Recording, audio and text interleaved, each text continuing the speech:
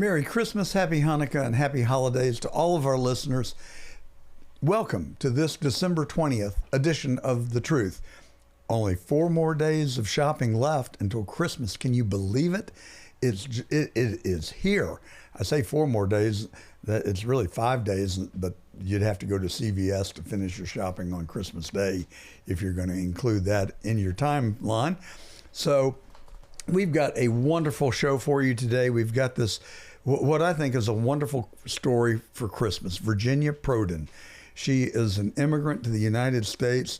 She came here in the 80s from Romania, where she was politically persecuted. And you want to listen to her story. She has got one of the most fantastic stories of anyone that I know. It is so inspirational and so uplifting right here at Christmas. And then we have Steve Moore. He is a Fox Business contributor. He also has his own newsletter, Unleash Prosperity. You'll be able to sign up for that, actually, if you want to. Just Google it, Unleash Prosperity. You can sign up and get his free weekly newsletter on the economy. He's brilliant. And we had a phenomenal, wonderful interview with him. All right, we're also going to talk about Rob Reiner. We're going to talk about Tesla unsupervised. We're going to talk about Fani Willis. Hate to spoil everybody's Christmas with that one. Trump on Dan Bongino leaving the FBI. Candace Owens has been on a tear. We've got some clips from Wolves in Finance on Turning Point USA and their finances. Did Tyler Robinson really fire the shot? Chris Martenson is an expert marksman and also a scientist who has some compelling information you're going to want to hear about. So we're coming to you today on the John Fredericks Radio Network, 9 cities on 24 AM and FM radio stations. We also live stream on CDM Media Plus network and their 13 digital platforms where they bring you the truth. We are also on Facebook, Instagram, X, YouTube Live, and Facebook Live. Our program, folks, is growing. We just crossed that magical threshold on YouTube where we get promoted by YouTube, which I had felt was not, I felt like we've been throttled by YouTube because we say stuff that they just don't like. That's why we are also on Rumble and Getter, where you're not censored or throttled. So you can interact with us on getter.com right now. Hit the live button, look for John Gordon Truth. Please think about subscribing to our channels on any of those social media platforms. It really helps us. And the more subscribers we get, the more interesting guests we can get, like Steve Moore, who I know you're going to enjoy listening to today. Well, I told a member of the Trump team 3 years ago that I could not say much nice about George Herbert Walker, no new taxes Bush, if you remember that. And but there was one thing that he said that really resonated with me, and I think it's apropos in the spirit of Christmas right now. And I encourage them to suggest to President Trump that he figure out a way to take George Bush's words and make them his own. And that is, we need a kinder, gentler nation. And I think that there's no better time, frankly, than to do that right now, because this country, in my estimation, is simmering, and it could turn into a boil very easily and quickly. And I think that President Trump, if I had to critique him, and I don't mind critiquing him, I am a loyal supporter of Donald Trump. I will remain so, but I'm not blindly loyal. So as you know, I am willing to call him out when necessary. I got just that occasion this week when he said it was a very sad thing that happened last night in Hollywood. Rob Reiner, a tortured and struggling but once very talented movie director and comedy star, has passed away together with his wife. He went on to say reportedly due to the anger he caused others through his massive, unyielding, and incurable affliction with a mind-crippling disease known as Trump derangement syndrome. No, sir, Mr. President, those words are going to haunt you. That is not Reagan-esque. Ronald Reagan was universally loved because while he was tough, if you don't believe it, ask the air traffic controllers who he dismissed from their employment for failure to show up for work. But he was also compassionate. And when bad things happened, he knew the right words to say.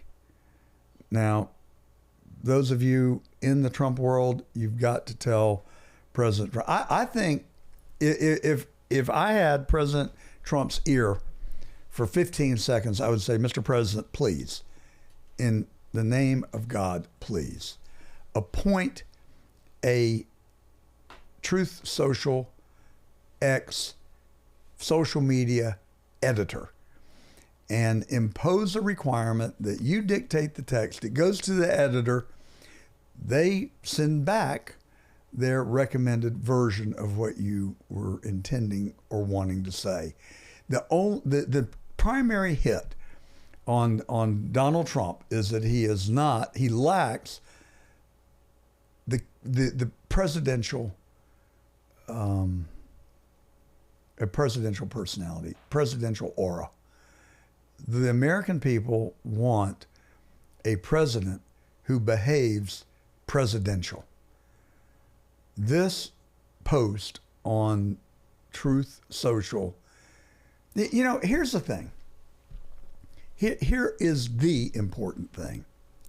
Now, look, I don't like Liz Cheney. I just despise her. But when you say that she is a warmonger and she's a public servant, that's fair game. That goes directly to her performance of her job, then job. I can tell you, she's political history. Her career is in the history books for good reason. But when you go on to say she's a loser, do you know what the psychologist will say?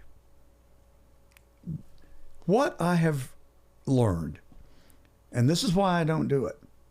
I'm human. I err. I'm not saying that I've never stub my toe and make a mistake when talking about others.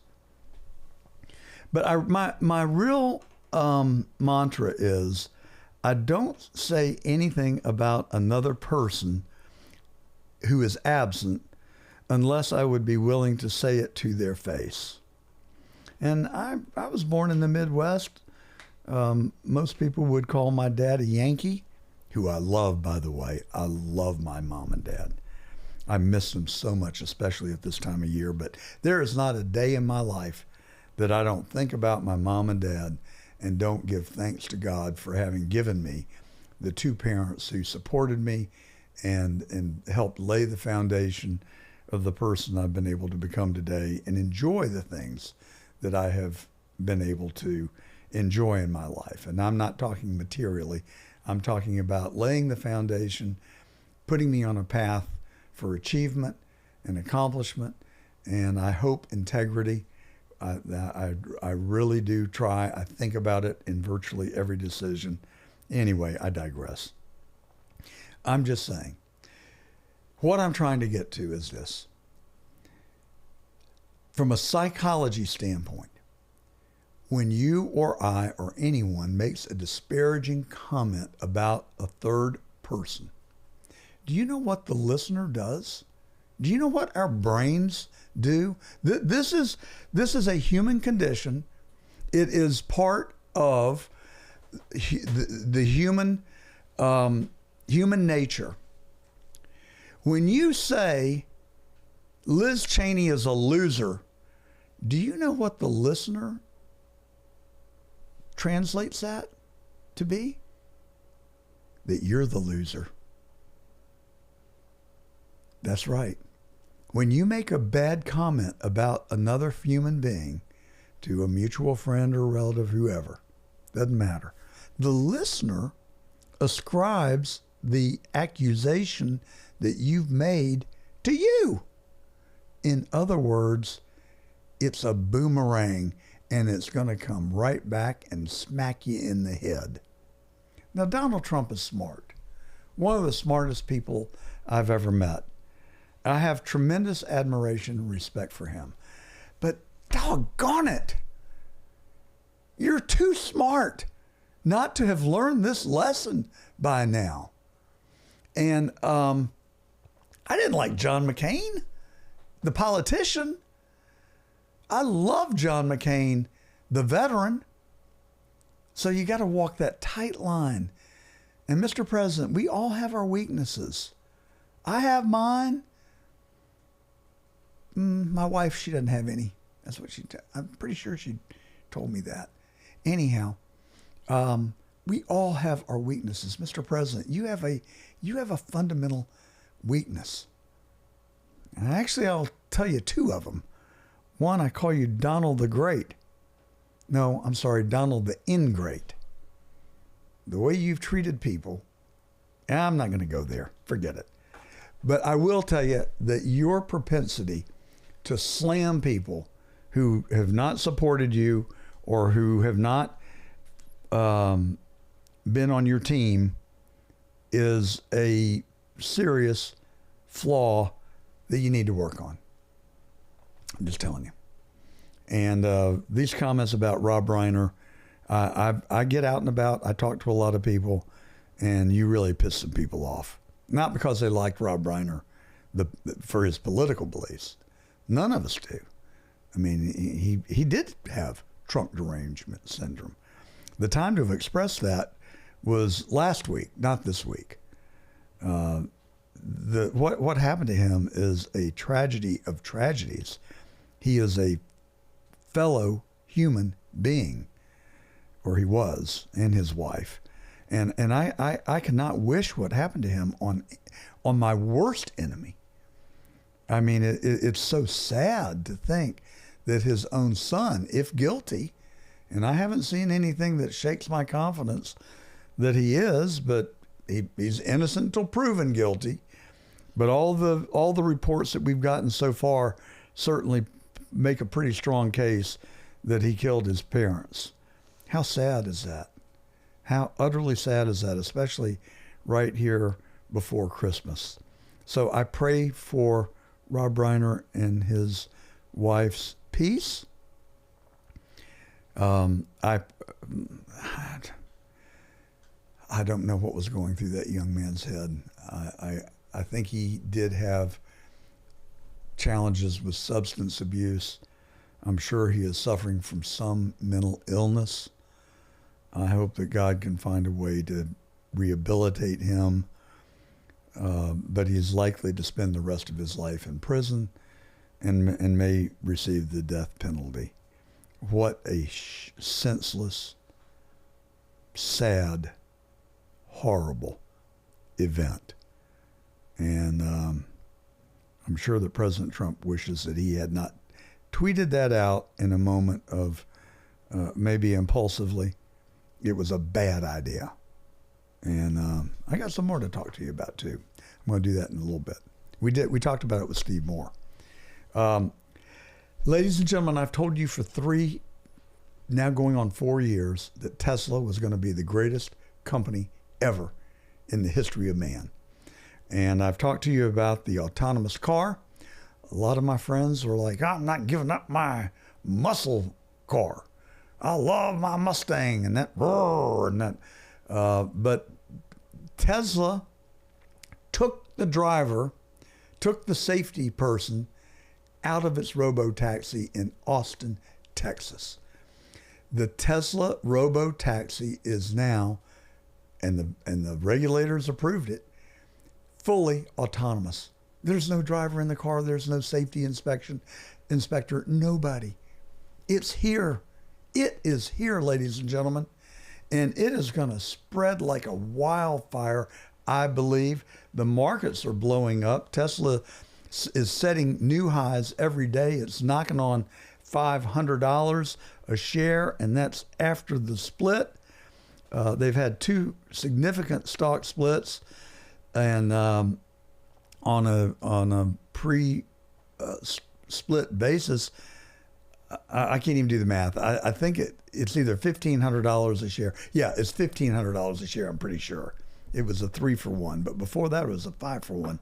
So I don't know how you do the math and whittle out what the pre-split prices are, but it's through the roof. Somebody asked me if I had any idea what Tesla stock was going to do. I said, absolutely. And they were like, well, tell me. I said, it's going to the moon. That's not investment advice. I'm not an investment or financial counselor. Get the lawyer, tell the lawyers to calm down, but do your own research. Get off the couch, open your computer, check it out, look at that. This company, I believe, is going to be the greatest company in the history of man. And autonomous driving has the potential to save 45,000 lives a year in this country alone. 2 million worldwide. But right now, it's the robotaxi has only been deployed in Austin, Texas, in Las Vegas, Nevada, and in San Francisco. I believe that is correct.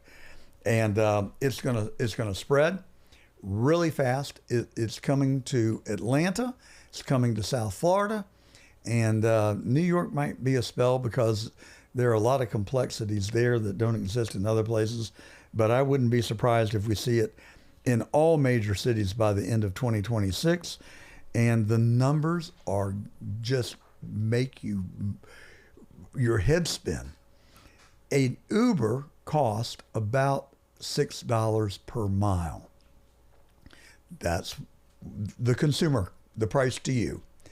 And a Waymo, which is unsupervised, and there's no safety person in the Waymo. It is totally level 4, but with this significant caveat. It's geofenced. So I wanted to go from Los Angeles to Burbank in a Waymo, and I ordered it on the app and said that I wanted to go to Burbank, and I got a message back that was outside of the Waymo service area.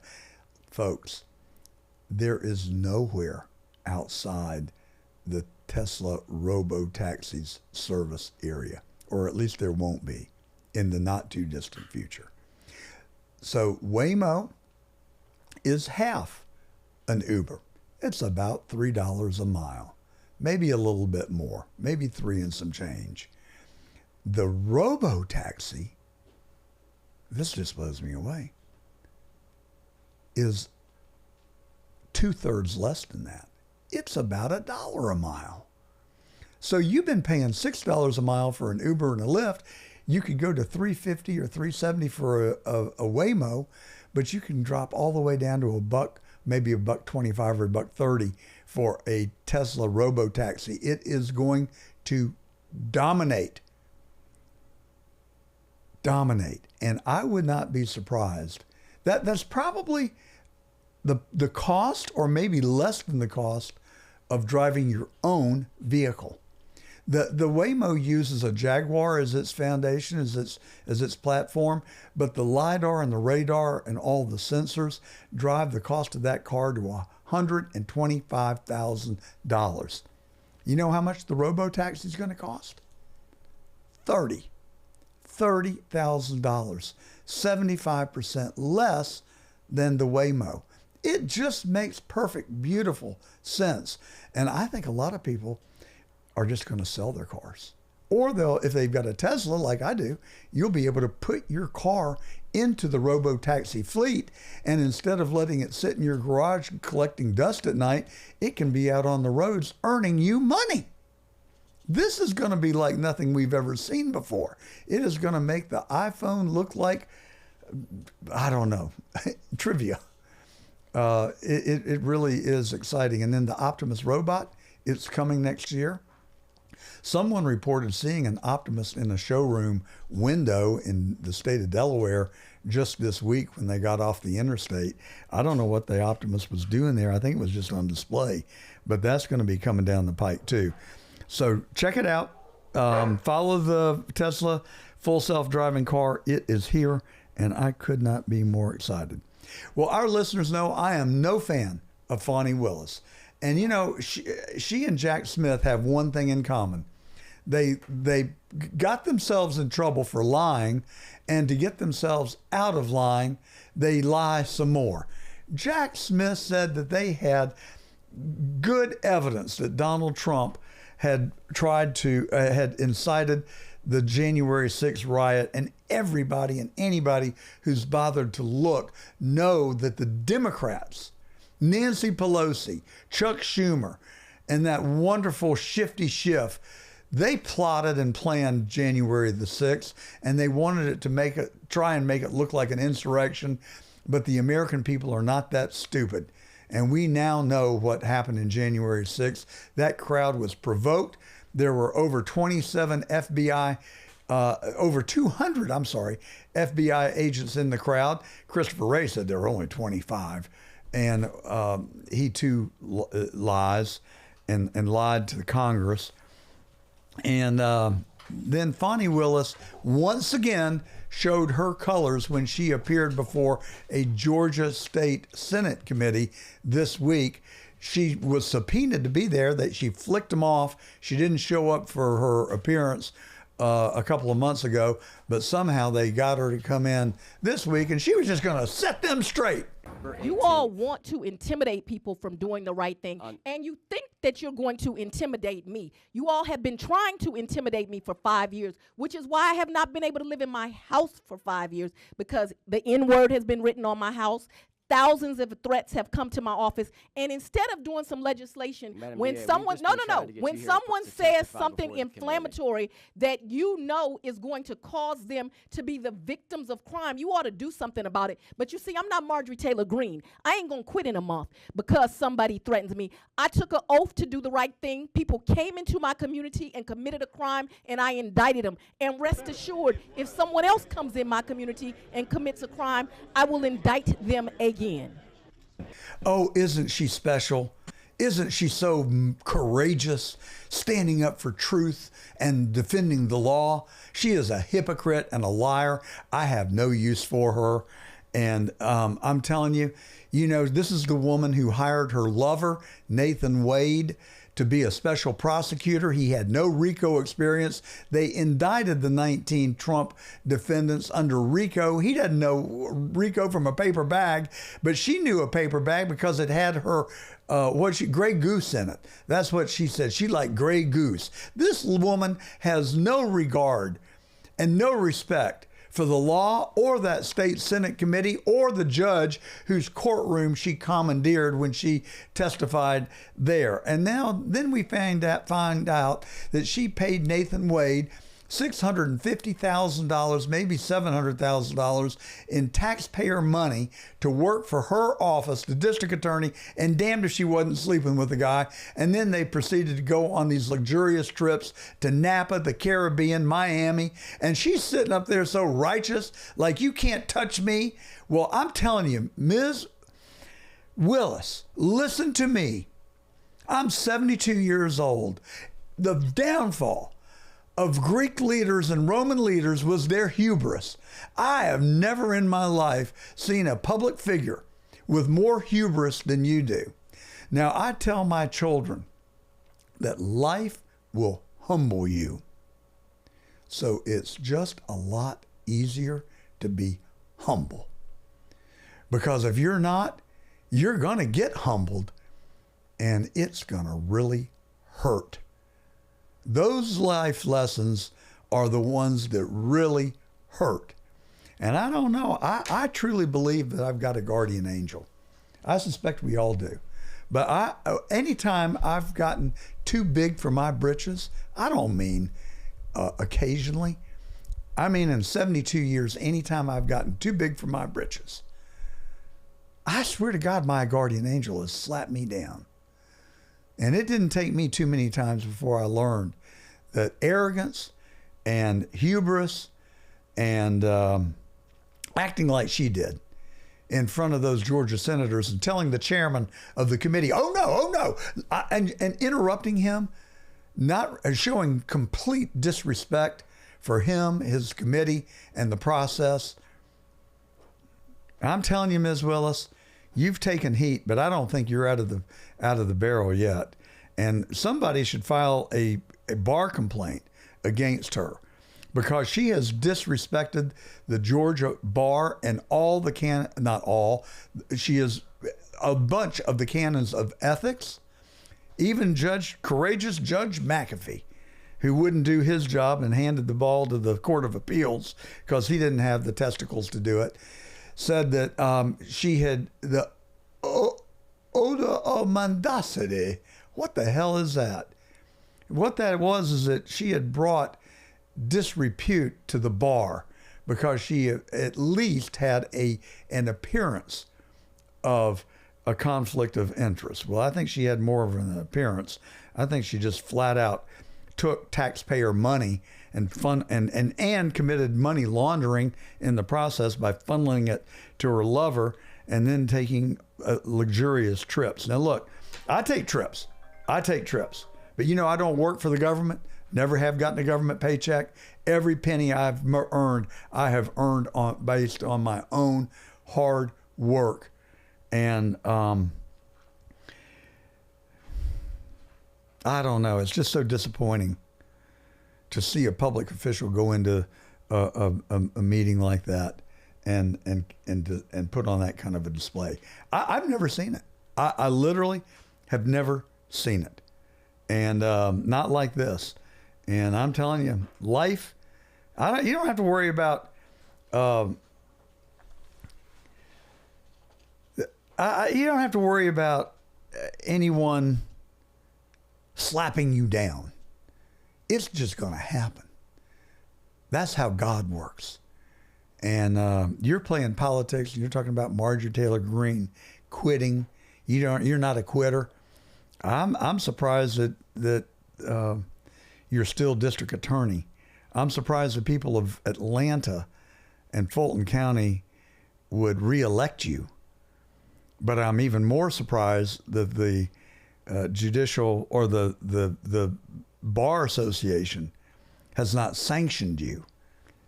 And why you still have a license to practice law is a complete amazement to me.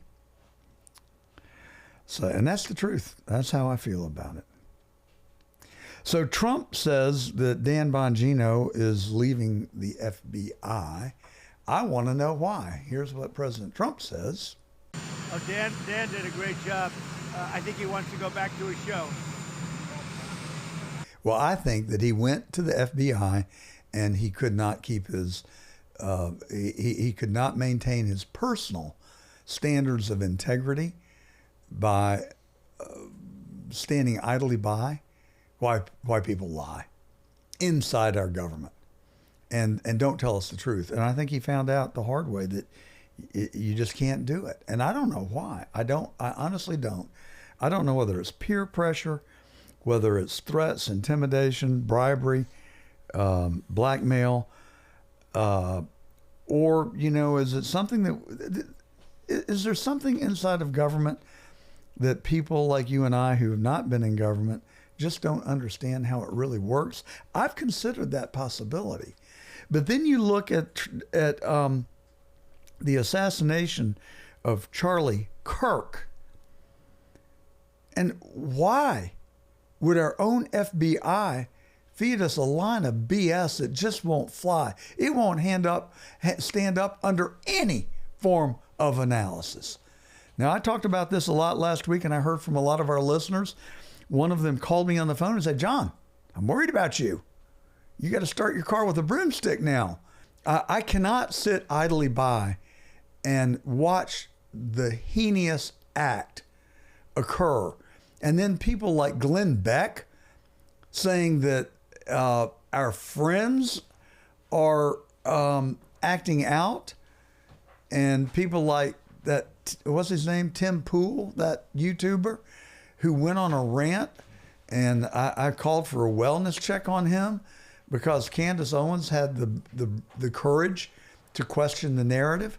I mean, something is going on, and I don't know what it is. I honestly, I don't know what it is, but it's bigger than us. I can tell you, whatever it is, it's bigger than us, because Charlie Kirk was one of the promises of the future, in my estimation. He represented the best of the best of the best of his generation, and maybe of mankind. I'm sure he wasn't perfect. I know he wasn't perfect. But man, was he an honest person, from what I could tell, and a truthful broker, and confirmed to his religion. He was a Christian. He could quote the Bible, and he spread the gospel. But he was also a patriot. He cared about our country, and he stood for something. And then they just gunned him down. It's unbelievable that in the United States of America, this could happen. So I'm not happy about it, and I'm not going to shut up. I'm not going to shut up about it. I'm not going to shut up about Butler, Pennsylvania either. There are a lot of similarities in my estimation, and JFK's as well. In each of those cases, we had a lone assassin. And of course, 63 years later now, we know that, well, actually, it wasn't 63 years later. It was actually 15 years later, because the House Bipartisan Commission on Assassinations told us that there was a 99.9% probability that there was more than one shooter in Dealey Plaza. Why doesn't the mainstream media report that? Because it's fact. It is fact. And why is Thomas Matthew Crooks, why was he made the scapegoat in Butler? I don't think it was him on the roof. I want to know, where is he? We're told that it was him, and they cremated his body. But Maxwell Urich was also in Butler, and his parents filed a missing persons report on him the next day, and he had scars on his ear. If you zoom in on the shooter on the roof, it looks like he has scars on his ear. Crooks didn't have scars. And then we go to Charlie Kirk's assassination. Tyler Robinson, a lone assassin, and then this cockamamie story. I mean, it was true that he was living with a trans and he was involved in a romantic relationship. That was concocted, or they picked him just because what an unsympathetic character. Everybody can hate on him, and then he's supposed to be the assassin. Nobody that has looked at it that's outside of the government agrees with that. So what are you hiding? What is Glenn Beck and Tim Pool? What are they hiding? Why do they not want truth and justice for their friend? They claim that Charlie was their friend. They sure don't act like it. A friend would demand justice for Charlie Kirk. And there's a lot of stuff swirling around about Erica Kirk, and I'm not going to go there. I'm going to allow her to grieve in her own way, and I'm not going to parse every movement that she makes. I'm not going to look at the way she dabs her eyes, and I'm not going to look at her mood going from desperation and sadness to glee. I mean, we've all seen it. You know, she's got these, it's a roller coaster to watch her. She's high one minute and low the next. And it's like, you know, gives you whiplash to watch. But I'm not going to go there, because she's a grieving widow and a grieving mother of her children who lost their father. But I do want the facts. I do want the truth. And we will follow the facts and allow them to lead us wherever they take us. That's what I want, and that's what I want you to demand. We all have an obligation in this to stand up and say, no, no more. Stop it. This is the United States of America. We were found on Judeo-Christian principles, and we're not going to waver. We're not going to be intimidated and bullied into giving up our faith and our belief in God and Jesus Christ. And if you're Jewish and you don't choose to accept Jesus, that's your prerogative. I mean, we certainly agree on a lot more than we disagree on. But this country has to have glue. And our religion is what has provided the glue for 250 years. Don't shy away from it. Don't be afraid to express your belief and your convictions and demand that our government be a moral country. All right, let's get into the sketchiness. Here's Candace Owens on Tyler Robinson.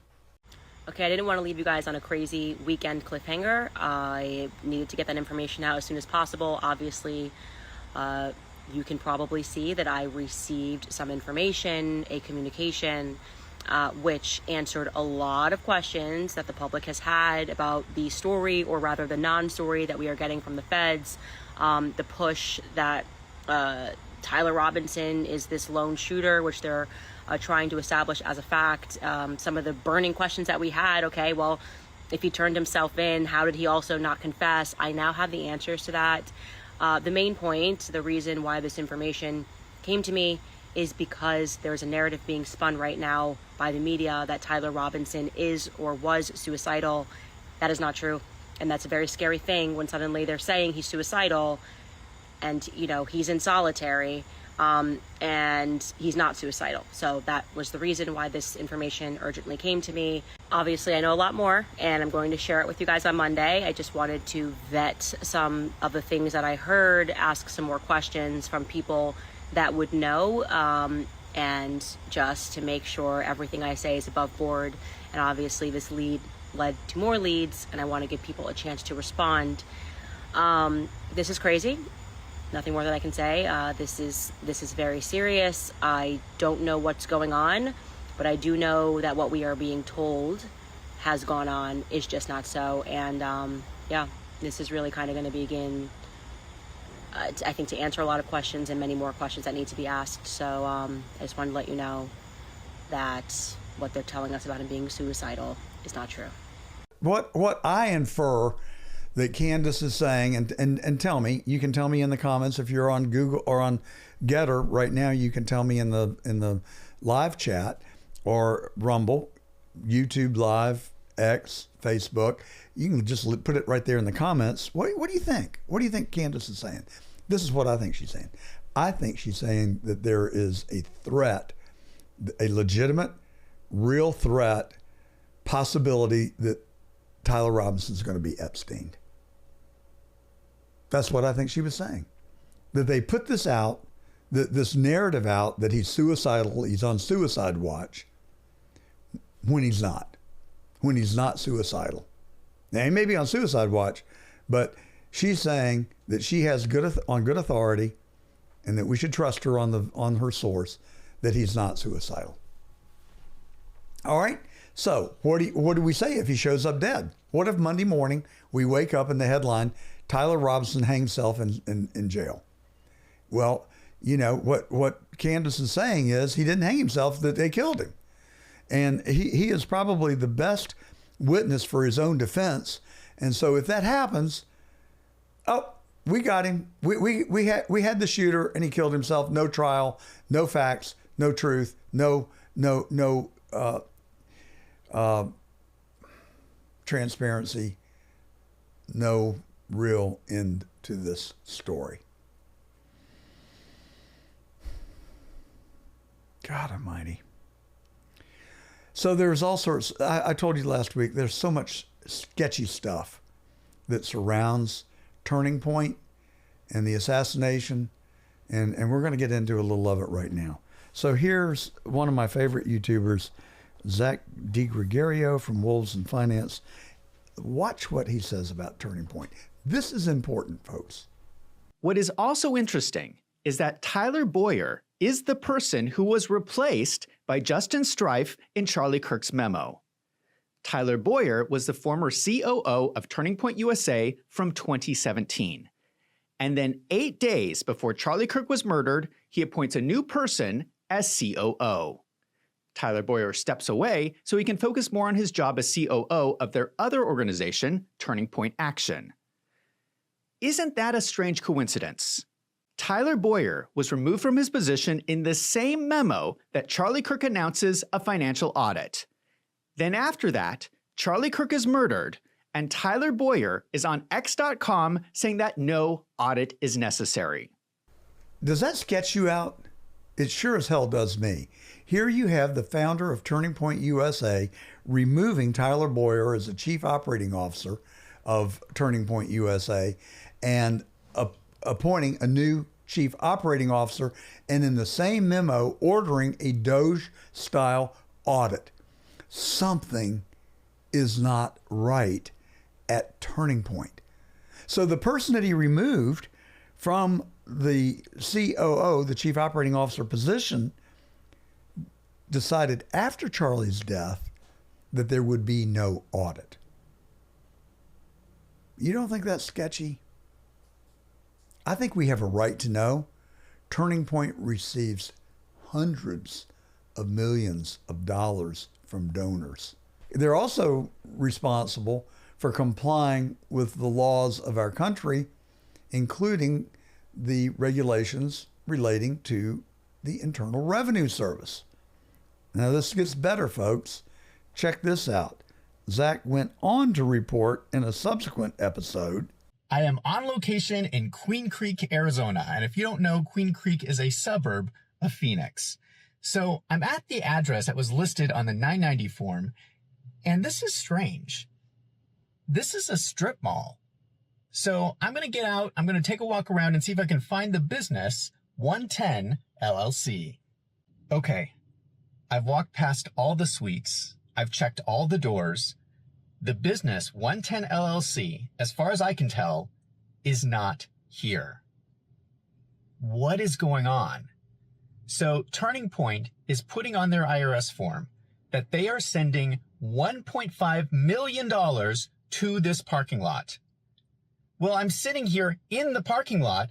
The business is not here as far as I can tell. What is going on? I mean, maybe they didn't think that anyone was going to actually drive out here and check it out. But as far as I can tell, the business is not here. So my question is, do the Turning Point donors know this is how their money is being spent? That Turning Point is writing on their IRS forms that they're sending $1.5 million to this parking lot. I did some additional checking.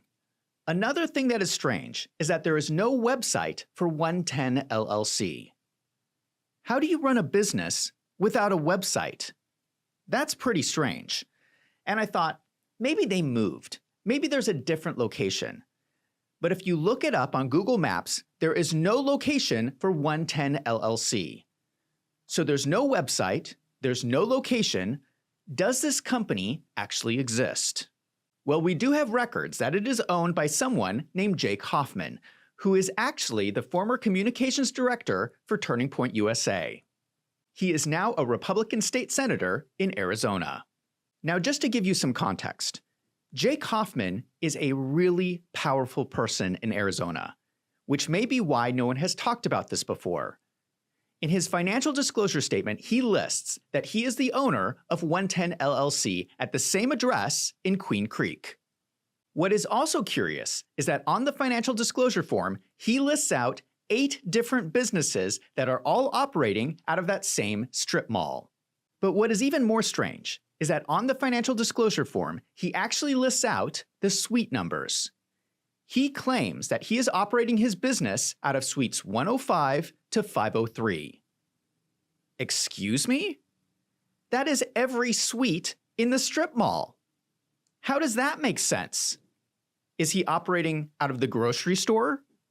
Is he operating out of Panda Express? Is he operating his business out of the pet dental clinic?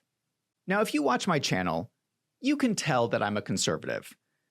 but I do not have a problem calling out a Republican if I see something that looks shady. And this is all allegedly. I don't know if anything illegal is happening for sure. Maybe there is an innocent explanation for all of this.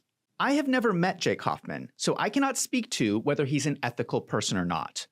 All I can speak to is what these people are writing in their financial forms. You have to admit that it looks pretty strange. It looks like Turning Point is sending $1.5 million to a parking lot to get picked up by a politician. Wow. Wow. So you've got financial questions swirling around Turning Point. You've got the founder, Charlie Kirk, saying that he is removing the COO. He's ordering an audit. Charlie, 8 days later, gets assassinated.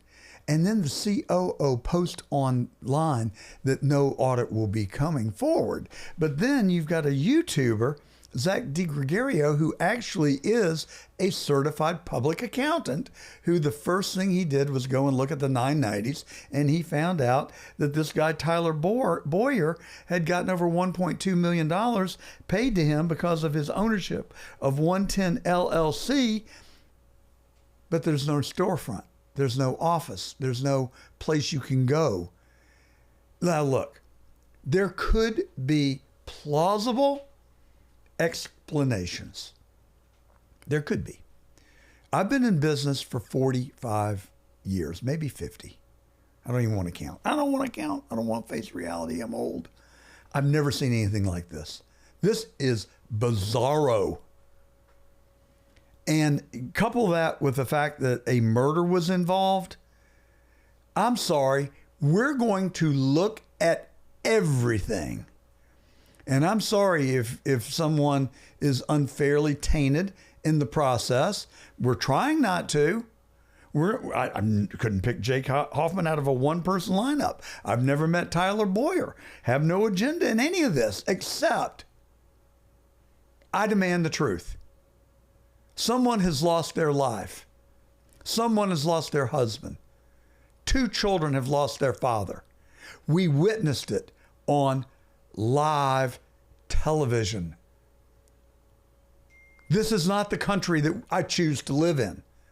I'm not leaving the country. I choose to work to change it. I need your help. We need each other's help. We have to work together to change it. All right, it gets worse or better. I don't know how you want to phrase it. You know who Ian Carroll is? He's a pretty smart guy. Here's his clip on it. It turns out Tyler Robinson almost got away clean, leaving the scene with no evidence, except for a detailed text message confession about how he used his firearm to eliminate the acquired target, and then got into his vehicle and was on the lam for 0800 hours. Pay no attention to the fact that we now know that the FBI has footage of the shooter taking the shot, and they specifically cut the video they released to start just after that part.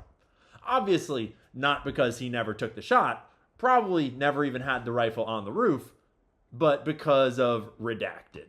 Pay no attention to the old man actively causing a distraction to help the shooter escape, or to the more than 10 strange flying objects that have been located in the cell phone footage, or to the fact that the wound doesn't match the shot, or to the fact that we are being shown a fabricated text message chain, or to the new photo that surfaced of Bro stopping by Dairy Queen for a little blizzy while he's the subject of a statewide manhunt. The video that the FBI released of allegedly Tyler Robinson jumping down from the roof, which we know beyond any doubt had line of sight to the shooting position. But they chose not to show us the actual shot for some reason. First, George Zinn, a 70-something-year-old Ashkenazi Jewish man, made a huge commotion in the crowd, claiming he was the shooter. He later told reporters that he did this intentionally to help the shooter escape. And he somehow has a history of showing up at major world events as first a witness to the attack on September 11th, and then calling in a fake bomb threat in the wake of the Boston Marathon bombing. Let's actually watch the George Zinn video. We don't know if it's him or not. One more time. We don't know if it's him or not. So he says, "Shoot me," as he's being taken away. He apparently was yelling, I did it, shoot me." But then, on September 11th at noon, the day after the assassination, the FBI puts out these photos. "We are asking for the public's help identifying this person of interest in connection with the fatal shooting of Charlie Kirk at Utah Valley University. 1-800-CALL-FBI.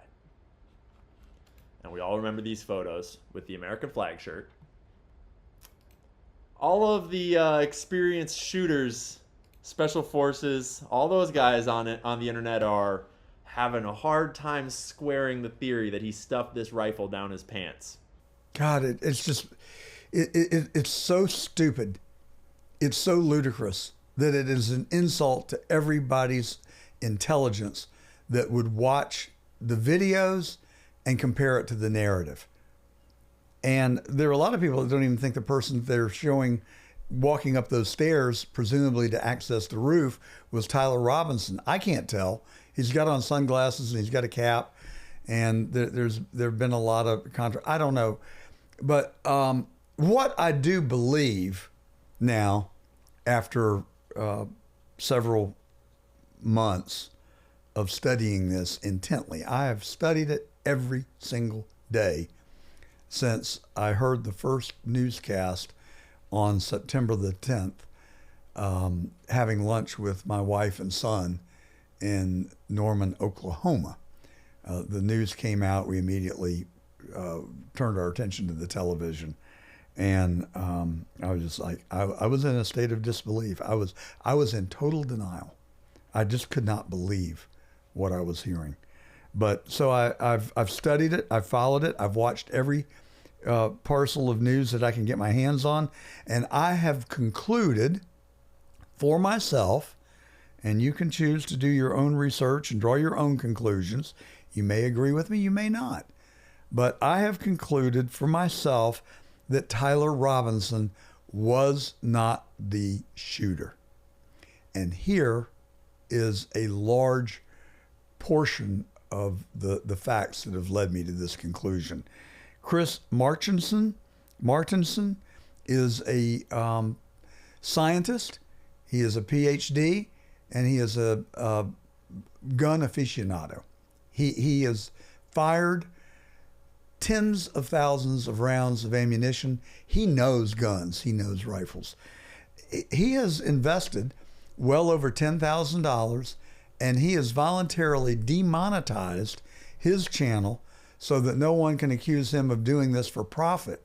And he has studied the ballistics and the geometry of the sniper's perch, if you will, where we were told that the sniper was. And here's what he has to say about it. The official story of Charlie Kirk's public execution/murder is that Tyler Robinson, acting alone, used his grandfather's old Mauser Model 98 30-06 from the roof of a place called the Losi Building at UVU, sending a single round 140 yards into Charlie's neck, where the bullet somehow took a hard pivot and went down into Charlie's body instead of exiting out the back of his neck. Today, I'm going to prove that this story is so unbelievable as to be insulting. I had a hypothesis, born from a long time being a gun shooter, that a 30-06 round was not going to be stopped by going into Charlie's neck.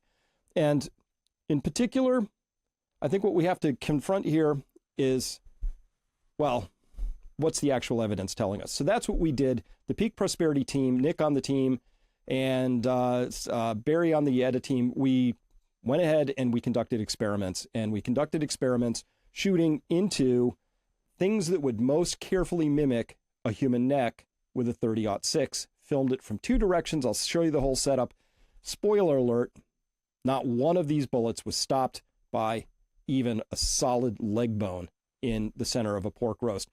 So that's the data we have. That's how I like to roll. And I just love experiments. I love data. I hope you got something out of this. But just remember, by the time you're looking at one of these bad boys here, there's not a chance in the world that this giant cigar of a round got stopped by Charlie's neck. Didn't happen. So the entire story collapses. Tyler Robinson, not a marksman, some training, And I look, I need to say something real quick. I have misreported, unintentionally, misreported that he used an AR-15. I was wrong. It was a 30-06. And I also said it was from 200 yards. It was from 140 yards. So I apologize for those errors. They were errors of omission, not commission. I just misspoke, and I don't know where I got the misinformation from. But anyway, now the record is corrected. But the point is this. It doesn't matter whether it was an AR or a 30-06. The bullet going as fast as it was with as large a mass as it was, and Chris Martenson conducting tests of all different size loads of possible bullets, concluded with 100% certainty that the bullet would have exited the back of Charlie's neck. So what does that tell you? Well, I mean, it tells you that it wasn't 140 yards and it was a much further distance, or that it wasn't a 30-06.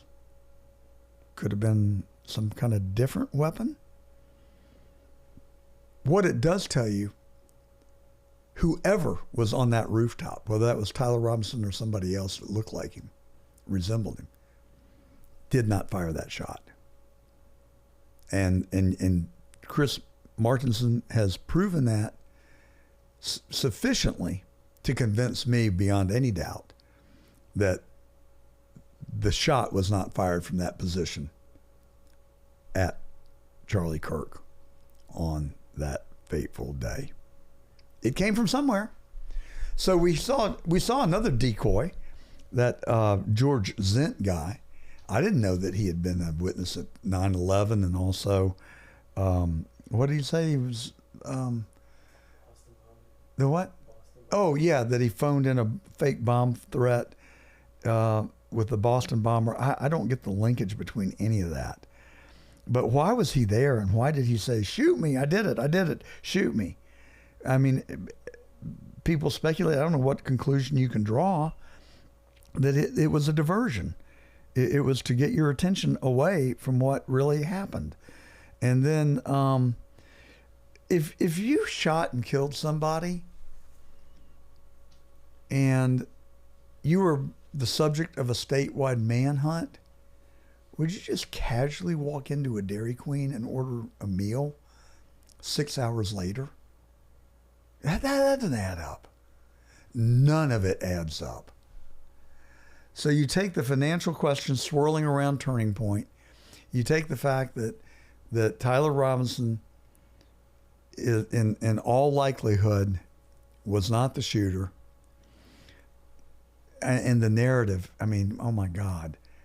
Whoever it was disassembled the gun, put it in a knapsack, threw it off the roof, got the knapsack, ran into the, now they're saying it wasn't even the woods, ran into a field or something, and laid the gun down on a blanket and then escaped.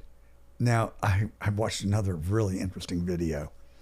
The cops went through those woods with their hands joined, forming a line, looking for evidence.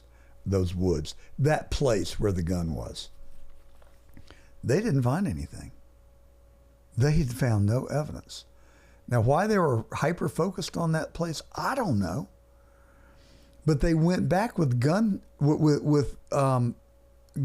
sniffing dogs, ballistic dog, dogs that can smell explosives.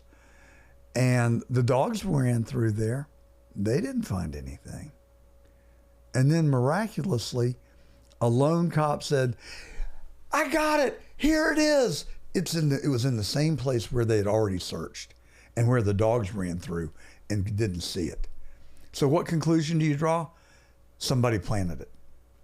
And it had Tyler Robinson's fingerprints on it. And a whole lot more. It had other people's fingerprints on that 30-06, which did presumably belong to Tyler Robinson's grandfather. So what? It wasn't the weapon. And then there's so much other stuff. Like the doctor who attended Charlie walked out of the operating room after Charlie died, and there were feds there, and they wouldn't let him, the attending physician, would not let him back into the operating room. They absolutely stood between him and the operating room. So he said, "You're going to let me in that operating room right now, or I'm going to make a phone call." And they said, "You're not going in the operating room." He made a phone call. I don't know who he called, but he was in the operating room in about 30 seconds to help present Charlie in a way that his wife could see him. He didn't want his wife to see him with the blood and the gore and all that went with it. This one's hit me hard, folks. It's hit me hard. And there's nothing we can do to save Charlie. I hope we can save Turning Point, but it's out of our hands, really. But this has got to be investigated. And is this the kind of stuff that would cause Dan Bongino to leave the FBI? My suspicion is that that's exactly what it is. That he just couldn't stomach it, and that he couldn't look himself in the mirror and continue to perpetuate the lie and perpetuate it by his silence when he probably knows exactly what happened. But why can't we know what happened? A murder occurred. Corey Compouture died in Butler, Pennsylvania. Why can't we know what happened? I wrote the district attorney of that district of Butler County, Pennsylvania, and I said, a murder occurred in your jurisdiction. What are you doing to investigate it? I never got a reply. So I hate to end the monologue on such a down note. I just play the hand that we're all dealt, and we can bury our heads in the sand and just go along with the company narrative and say, "Oh, the government told us that, and that should be good enough." It's not the country I want to live in, but it is the country I want to work to save, and we have to do it together, as I said earlier. All right, on that happy note, that is the truth. This is the truth. I'm John Gordon, and Virginia Proden is coming up next. She's got a wonderful and an uplifting story, so it only gets better from here. An uplifting story to share with you, and then we've got Steve Moore coming after that, and he is one of the brightest economists in the nation. He is in the White House often advising President Trump. We had a really interesting interview. I think you're going to want to stay tuned for it. I'm sure you'll enjoy it. We're brought to you today by Perfect Circle Renewable Energy. They are a restaurant services company in Atlanta, Georgia, serving all of the metropolitan Atlanta area. They've been around since 2005, and they've been giving great service to their restaurant partners all throughout the metropolitan area. They service your grease trap, your vent hood, collect your waste vegetable oil. They'll sanitize the front of the house, the back of the house. They just give good, clean, reliable service, locally owned and operated. They got a great story to tell. Check them out. www.pcrenergy.com. Their phone number's right there. Give them a call. Have them come out and talk to you. We come to you every Saturday on the John Fredericks Radio Network in 9 cities, 24 AM and FM radio stations. We also simulcast across the web on Getter, Rumble, YouTube, Instagram, Facebook Live, and what did I leave out? I always leave something out. You can also watch us on Rumble and Getter and interact with us right there. Please subscribe if you will. It doesn't cost you a penny. It'll help us get better and bigger guests like Steve Moore, who we have on today. You can also listen to our podcast during the week on Spotify, iHeart Podcast, Apple Podcast, Amazon Music, and follow us on Facebook, X, TikTok, Instagram, Getter, and Truth Social. You can visit our website, shameless self-promotion. You can visit our website on johngordon.tv. All of our past episodes are there. And I think that's about it. So let's get to our first guest, Virginia Proden. Earlier this week, I had the good fortune to speak to an author. Her name is Virginia Prodan. And she had, we were talking about Charlie Kirk's assassination. Ms. Prodan is an attorney and really represents people that otherwise would not be able to get legal representation. She's a real humanitarian. And as we spoke, I became very interested in her life and invited her on to The Truth today to share with us her life and her life experiences. She's also written a memoir, and it's called, if you can believe this, Saving My Assassin. Now, you're going to want to stay tuned and listen to this very nice lady. Virginia, welcome to The Truth and Merry Christmas. Thank you so very much for having me, John. Merry Christmas to you, too. Thank you. I am so enjoying reading your book, Saving My Assassin. It is a very heartwarming story because I developed a lot of empathy for you. You had a pretty tough go of it as a kid, right? I call my story as God's stories in my life. And He performed miracles, and I was just a tool in his hands. So I'm grateful for what God has done it and it's doing. He is not done with his story in my life. For sure. I think you've got a lot of more good left in you. But tell us about how you were reared. You were in Romania, and you lived. You didn't know that you were not living with your biological mother, who turned out to be your aunt, but you did feel that you were sort of the fifth wheel in the family circle. Tell us about how that came to be. From a younger age, I recognized that I was different. I had red hair and freckles, and all the siblings who had brown hair, a little bit of brown hair, face, and even travelers in Romania, because it was the city I was in, it was a touristic city, would stop and take pictures of me because I look so different than everyone else. I also was reminded every single day that if someone, a tourist or nobody, everyone who will come in town and look for a child to be adopted, they will let me be adopted by a stranger. I was always the one who had to serve them. And many people, as they read my memoir, they will say, your childhood was worse than Cinderella's story. And I believe it's true.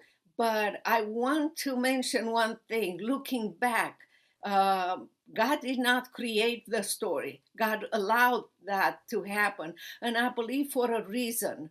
And he wanted me to experience the feeling of rejection, the feeling of not belonging, in order to make me who I needed to be as a lawyer to defend Christian and human rights cases later on in life, and to have that feeling of rejection by the government, by others, not belonging to that society. When you were just a young child, you felt rejection from within your own family. You were raised with who you believed to have been three siblings, and they turned out not to be your siblings, right? They were your cousins. It was a hard feeling. It was hard as a young child. But what I developed when they will go to a vacation or something, I will be left at house on the name of taking care of the house. Like I was 6-7 years old. But out of that, I developed another way of coping, and I started to read books, and through books I escaped that situation, and I lived to heroes in the books and everything. I tried to find different ways of coping with that. So it was later on in life that you really discovered why you were excluded or treated differently than the other three children in the house, right? Yes, later on in life, after they both died, the real mother and the aunt that raised me, a relative shared with me the truth about that my real mother was raped by a very close friend, and she refused to tell him that she's pregnant. So when the time came, she moved to another town close to Bucharest where she lived, and with her sister who was visiting, they moved there. She gave birth in the house, and because her sister was married, she gave it to me, and she paid her, monthly or annually, and her sister took me back to her husband, and because she left her husband for a period of time, the husband was so happy that she returned. He never contested the fact that I had red hair and freckles and everything. He was happy and raised me, but she was the one, the aunt, very mean to me. So that was a situation, and in many ways, you have to cope with that situation, knowing that God has a plan for your life, and indeed, He had a plan, a wonderful plan for my life. So, how old were you when you found this out? Oh, I was in America. I was in America. I came in 1988, and maybe after Revolution. Maybe around 2000, I'm maybe 25 years ago, I found out the truth. As I went back to Romania, and one of the relatives felt free because both of them were dead. But I had a period of time when I was crying and asking the Lord to tell me why I don't know not only who my father is, but I don't know which one of them is my real mother. And the Lord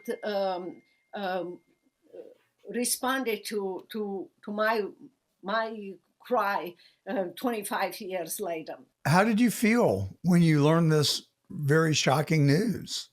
I believe that I choose to believe that God wants to teach me a lesson.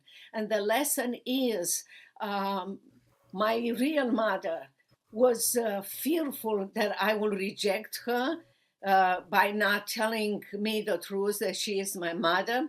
And she taught me a great lesson that if I made a mistake in my life, to look straight in my kids' eyes and said, I'm wrong, forgive me for that, and tell them the truth.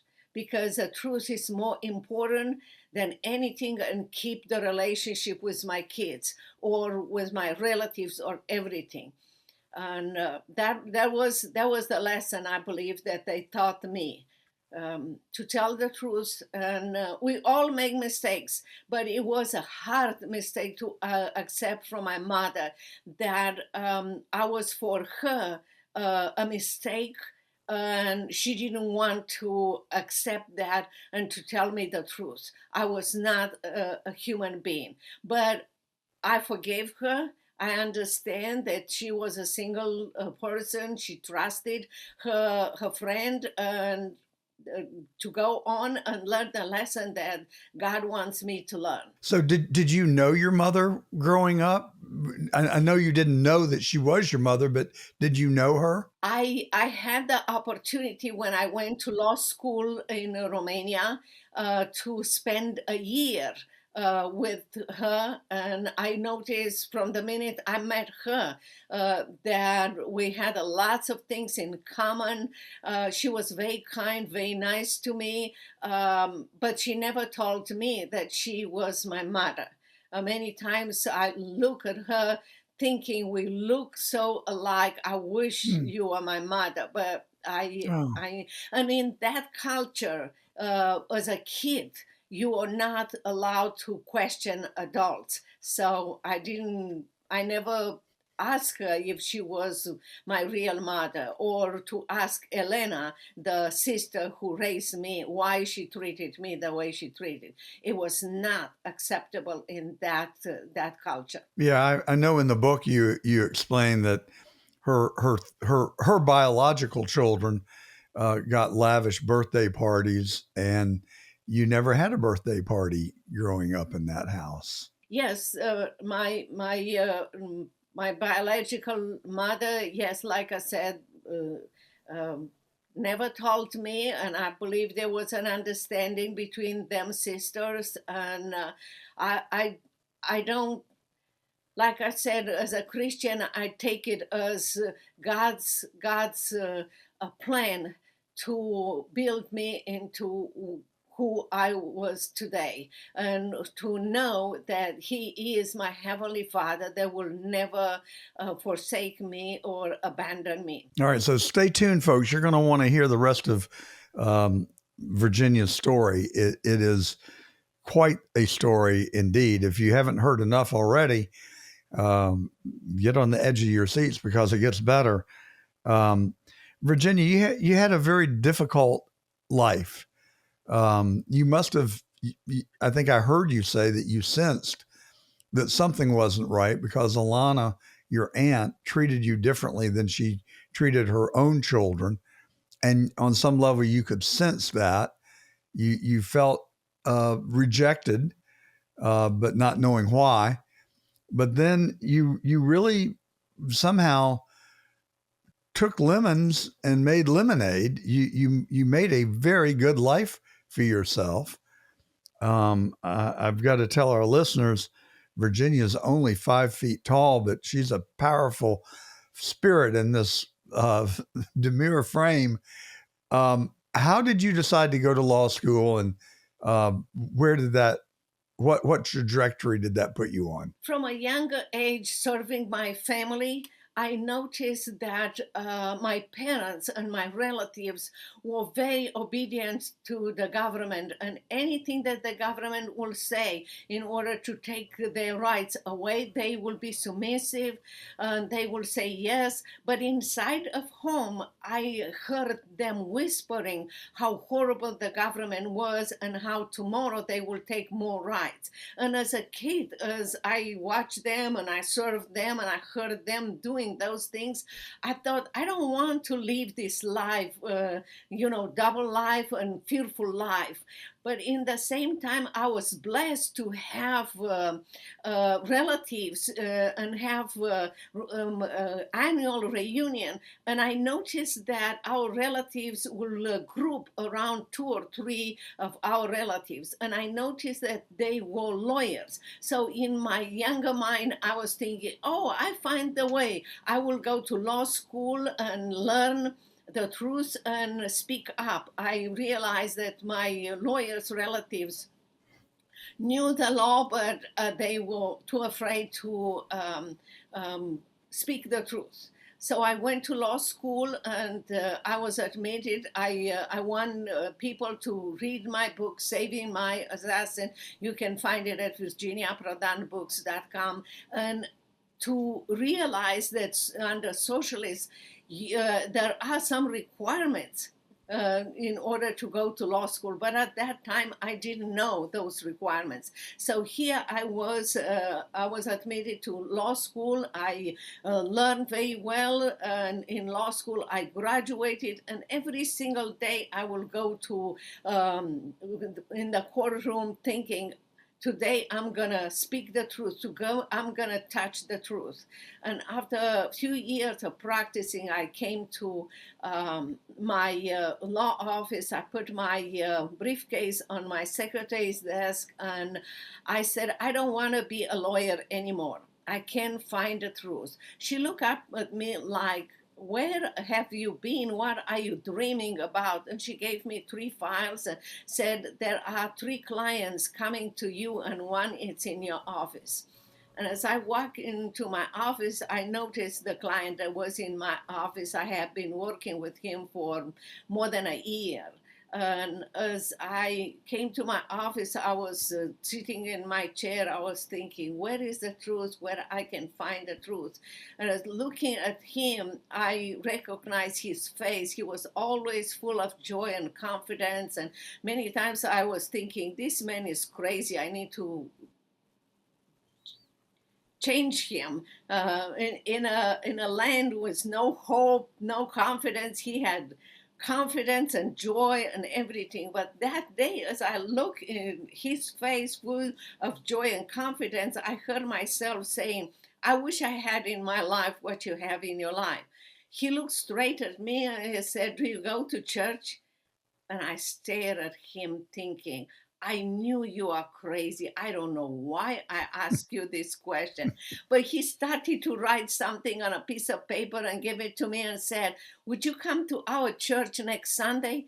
And I heard myself saying, yes, I will come. I mean, the craziest thing that I could have said. A month before, dictator Ceausescu declared himself God and required all of us to worship him. And crazier than that is that next Sunday, I was at his church with my kids, and he was waiting there with his family. He welcomed us and introduced us inside of the church and show us a place where to sit. And I heard the pastor open the Bible and say, Jesus Christ said, I am the truth, the way, and the life. Nobody comes to the Father except through me. Imagine in that quiet church, somebody will say, what? That was me. Because finally somebody said, Virginia, I am the truth. You look at the wrong places. And that day I accepted Christ as my Lord and Savior. And also I accepted his divine appointment for me to defend Christian and human rights cases in Romania. I didn't have to look for clients. They will come to me. And from that day, my life changed forever. Wow, that's a very compelling story. But at the same time, and I heard you mention it briefly, Nicolae Ceausescu came into power in Romania, and he really ruled with an iron hand, right? And demanded that people worship him, in effect. And you weren't buying that. And so you were pretty vocal about your disagreements with his government. Yes, Ceausescu declared himself God, but unknown to me, God had the amazing plan. I was just a tool in his hands, and I went to defend those cases.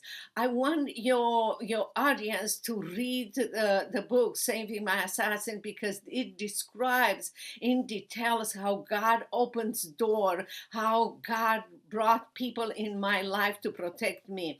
I will give you a few examples. When clients came to me and asked me to defend them as a young lawyer, the first things that I did, I look to see if there are laws that will protect Christians in Romania. And I went to law school because to the library, because in law school we were never taught about those laws.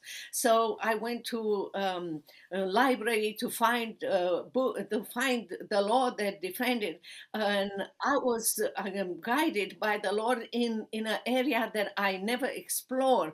And as I went into that area, I found on a table a book, and it was open. And as I was reading that, I realized that was a book with the law that protected Christian and human rights cases. And I made copies of that law. And it looks like somebody forgot to lock that book. Look into that book and forgot to lock that book, because the book was locked. So nobody will be able to find that. So the next time when I went to court and my clients were arrested for sharing the Bible with others, I said to judge, you have to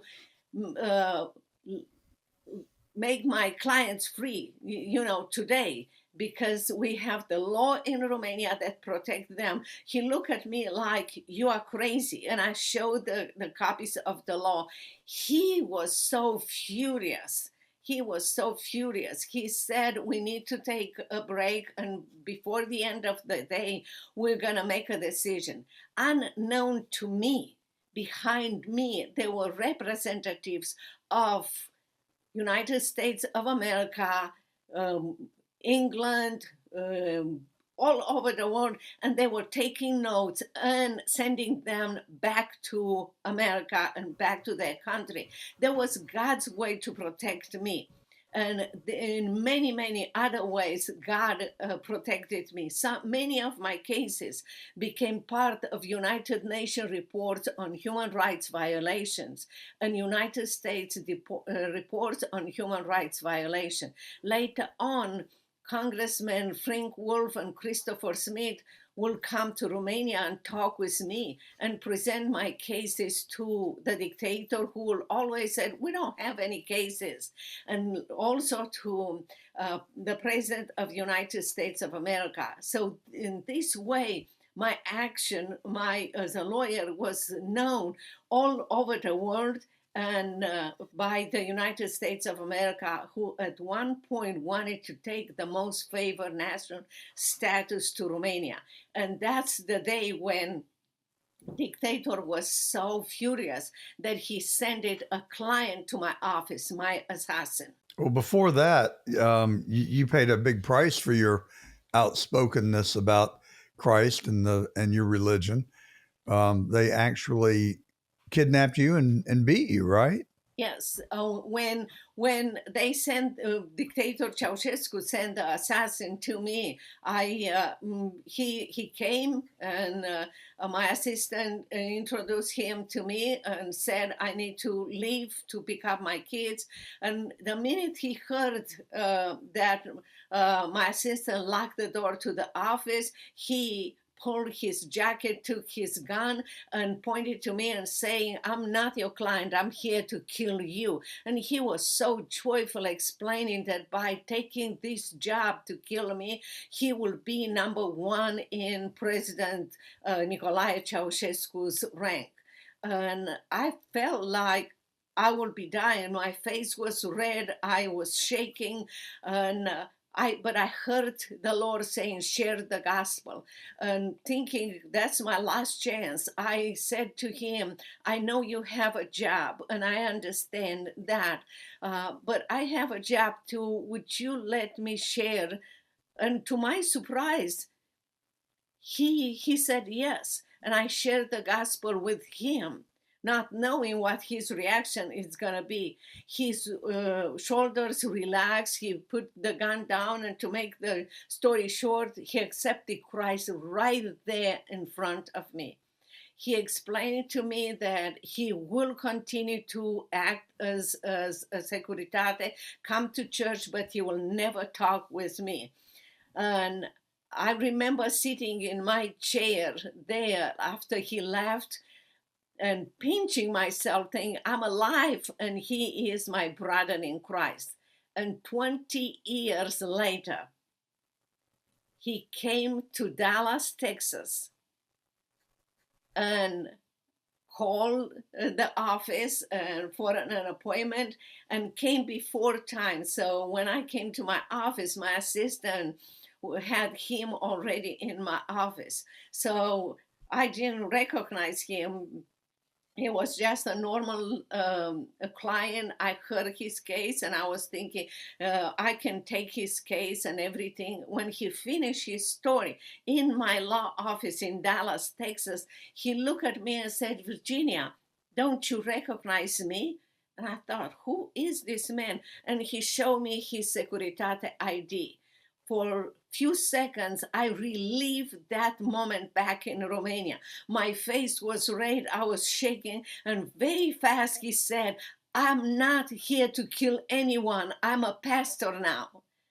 And as I shared with him what God is doing in my life, and he shared with him what God is doing in his life, he said, let me write a chapter in your book. And today you can read a chapter in my book, Saving My Assassin. He explained how the socialists and communists capture him with free stuff like a young person, and make a criminal out of him, but how God redeemed in my office in Romania as I shared the gospel, and how he is serving God now as a pastor.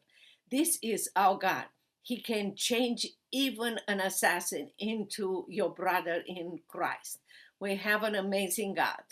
What an absolutely remarkable story. So after you witnessed to him in your office, did he holster his gun? And how did you resolve the meeting that you were having? Yes, he didn't kill me, and shortly after that, the American embassy, who was in contact with me in Romania, I shared with them what happened, and not long after that, President Ronald Reagan, unknown to me, contacted the dictator and give him a proposition. He said, I will give you the most favored nation status for 1 more year with one condition, and that is that you let Virginia and her family to come to United States of America today. The dictator said, deal, but in a month. You will find in my book, Saving My Assassin, that the dictator organized another plan to kill me before that month, but God stopped him. So by the grace of God, I came to United States of America because President Ronald Reagan gave the dictator that deal to let us come to United States of America. I had the honor and the privilege to meet President Ronald Reagan at the White House, and he was an absolutely amazing president. I believe today we have even a stronger president in President Donald Trump, who has done so far so much for religious freedom, not only in America, but all over the world. And we have to stand up and protect our freedom here in America and around the world. Well said. So what year did you come to the United States? I came to United States of America in November 14, 1988. And before I came, I was in Italy for 2 weeks as the American Embassy and United States of America organized for us. I had the privilege to meet the Secretary of State right there because he wanted to make sure that we'll report to President Ronald Reagan that I was alive. I was in Rome on my way to United States of America, and I gave him several reports and several things that President Ronald Reagan needed. And I came to America empty-handed. I didn't know one word in English. I didn't have any money. By the grace of God, I learned English, not as fast as my kids. And I went to SMU Law School here in Dallas, Texas. I opened my law firm. I wrote a book, Saving My Assassin, and I go and speak in many places. I raised 3 kids. My first daughter graduated from SMU like me. My second daughter from Harvard Law School, and my son from United States Air Force Academy, and all 3 of them are serving the Lord.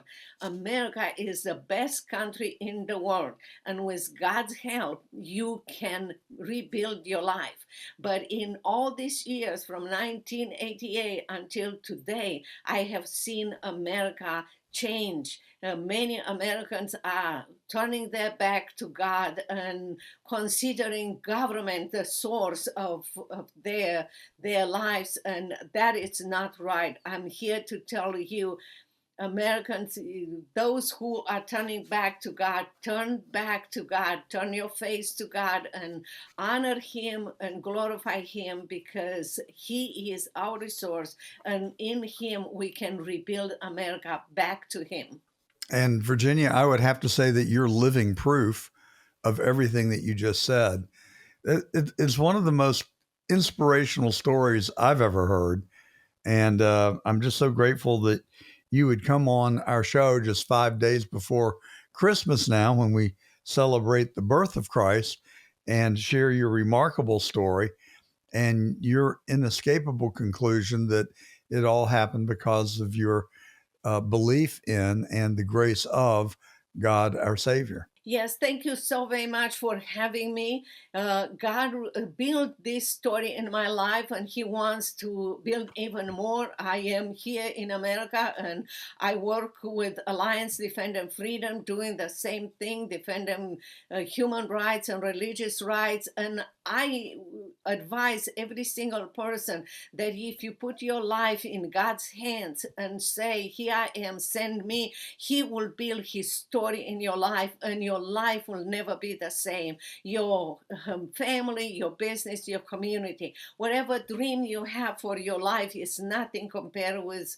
the dream that you have for your life. Think about that little girl in Romania. There was nobody's girl. Today in God's hands it's God's daughter, and God is building amazing things. It's that story is not only for me, it's for everyone who wants to be a tool in God's hands. And God needs every one of us to bring America back to him.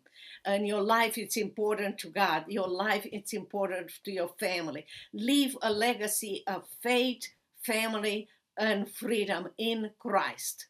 And on that note, thank you, Virginia, and Merry Christmas. Virginia Proton, she is an author of the compelling book, Saving My Assassin. It is available on Amazon, because that's where I bought it. Where else can we follow you, and how can our listeners get the book otherwise? Thank you, John, for having me. Appreciate very much what you are doing. Do you have a website that our listeners can go to? Yes, I have virginiaprodanbooks.com. Virginia Prodan, and that's Prodan, books.com. So thank you, Virginia. Merry Christmas. Thank you. Merry Christmas, John. Inflation is down. Interest rates are down. Prices are coming down. But unemployment stays high. And Trump's popularity is sinking. Here is Steve Moore. He is on Fox Business. He also worked for the Heritage Foundation at one point, and he is a senior advisor to President Donald J. Trump. Steve Moore, welcome. Thank you, John. Thanks for having me. Thank you. Well, so what do you think about, how do you put all the pieces together? It seems to me that Donald Trump is really in the process of remaking the U.S. economy. With the big, beautiful bill, tariffs, lower interest rates, deregulation, go down the list. It seems like maybe we are at the beginning of a golden age, but it doesn't seem the American people are feeling the joy yet. Your thoughts? Yeah, well, that's the paradox, because we really do have a very strong economy, objectively speaking. Almost every economic statistic, and you mentioned a lot of them, are headed north. And, we're seeing vast improvement in job creation. We're seeing really good numbers. I mean, the record highs on the S&P 500, the Dow Jones, the Russell 2000, all the stocks are doing really well. We're seeing record low on our energy prices and gas prices. So it's a beautiful picture. And, poverty rates are falling. And yet people are angry, even though inflation is now down to, according to the report that just came out a few days ago, about 2.7%, which is a huge improvement over what we had under Obama. Under Biden. And so people should be excited about the future. By the way, I'm extremely excited about 2026. I think it's going to be one of those blockbuster years where you could have, 5% plus growth and a big increase in jobs and continuing falling inflation. So But you're right. The American people don't feel the love right now, and Trump is underwater on his handling of the economy.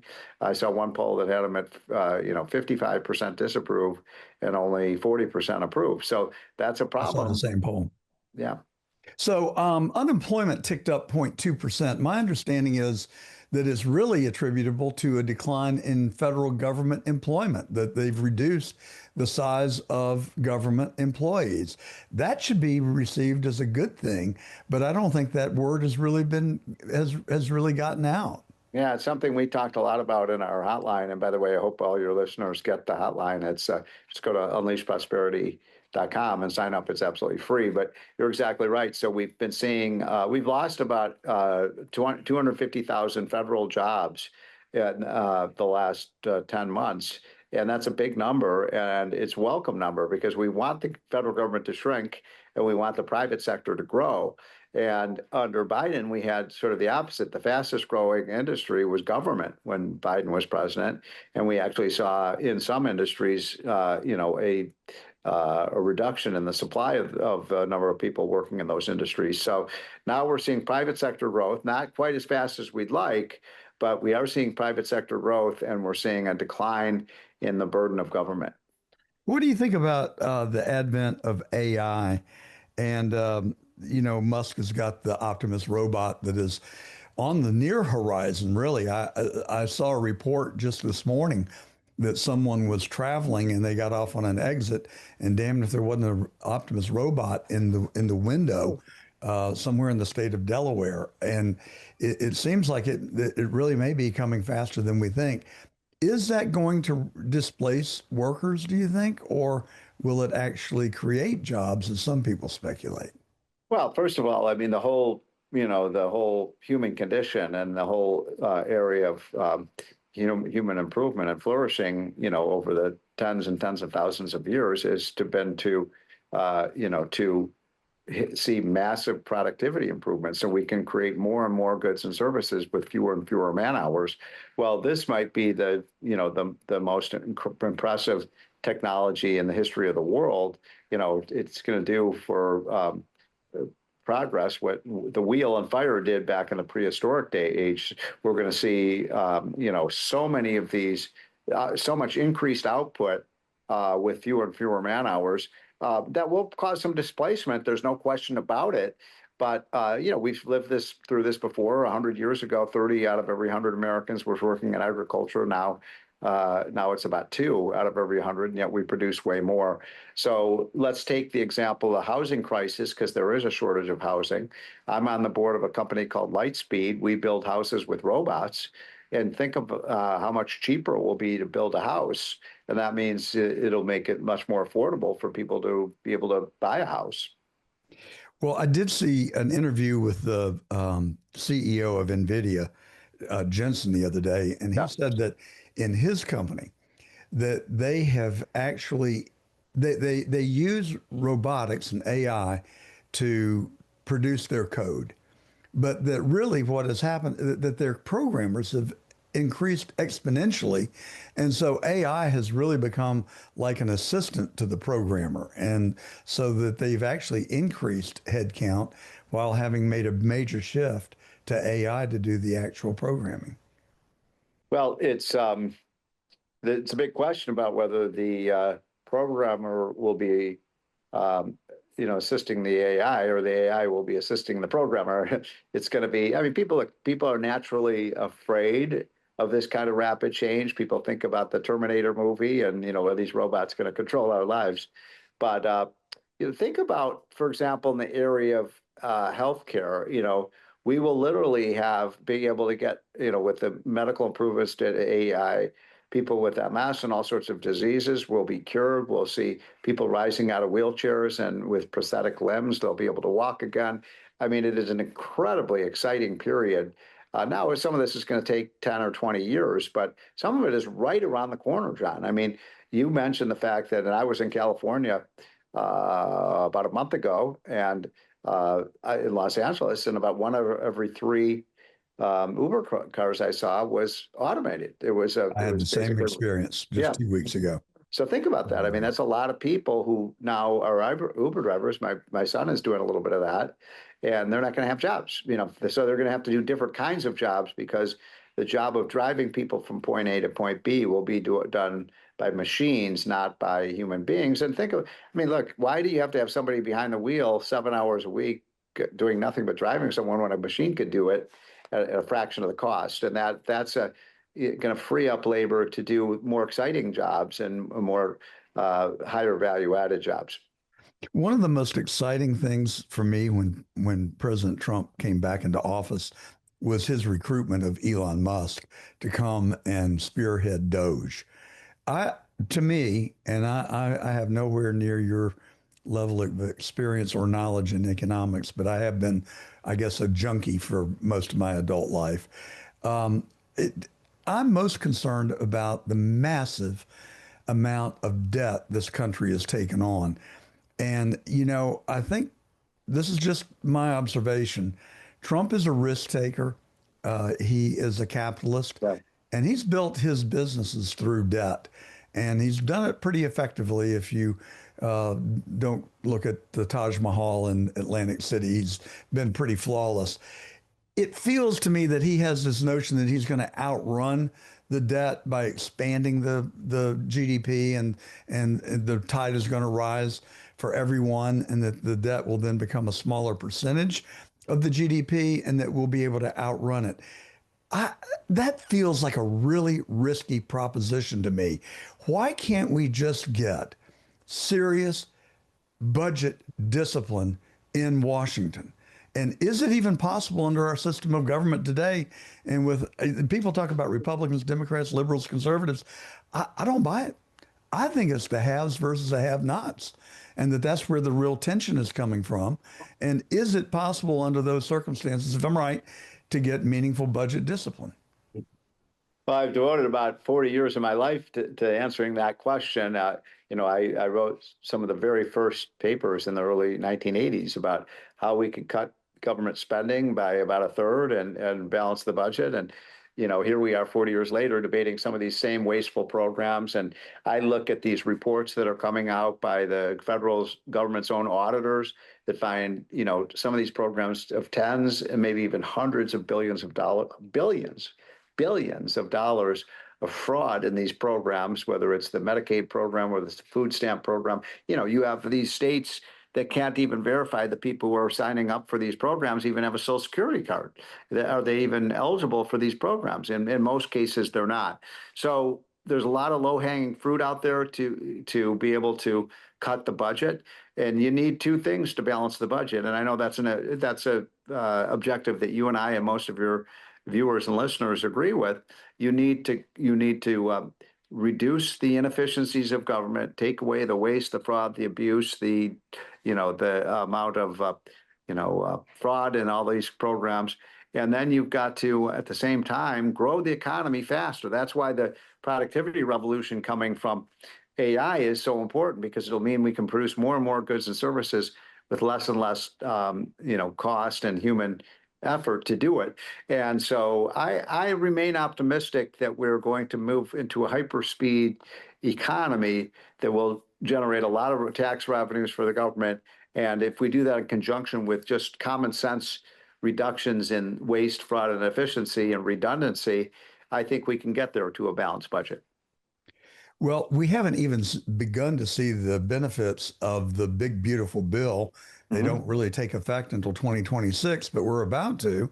And explain to our listeners and our audience the Laffer curve and how that might really come into play when the big, beautiful bill really takes effect and we get some meaningful tax relief. Well, look, the backbone of the whole idea of the Laffer curve is that when you tax something, you get less of it. And when you tax something less, you get more of it. And everyone knows that instinctively. It's the reason we put a tax on cigarettes, because we don't want people to smoke. And so if you don't want somebody to do something, you tax it. And so we have a situation right now where our debt is, closing on $40 trillion.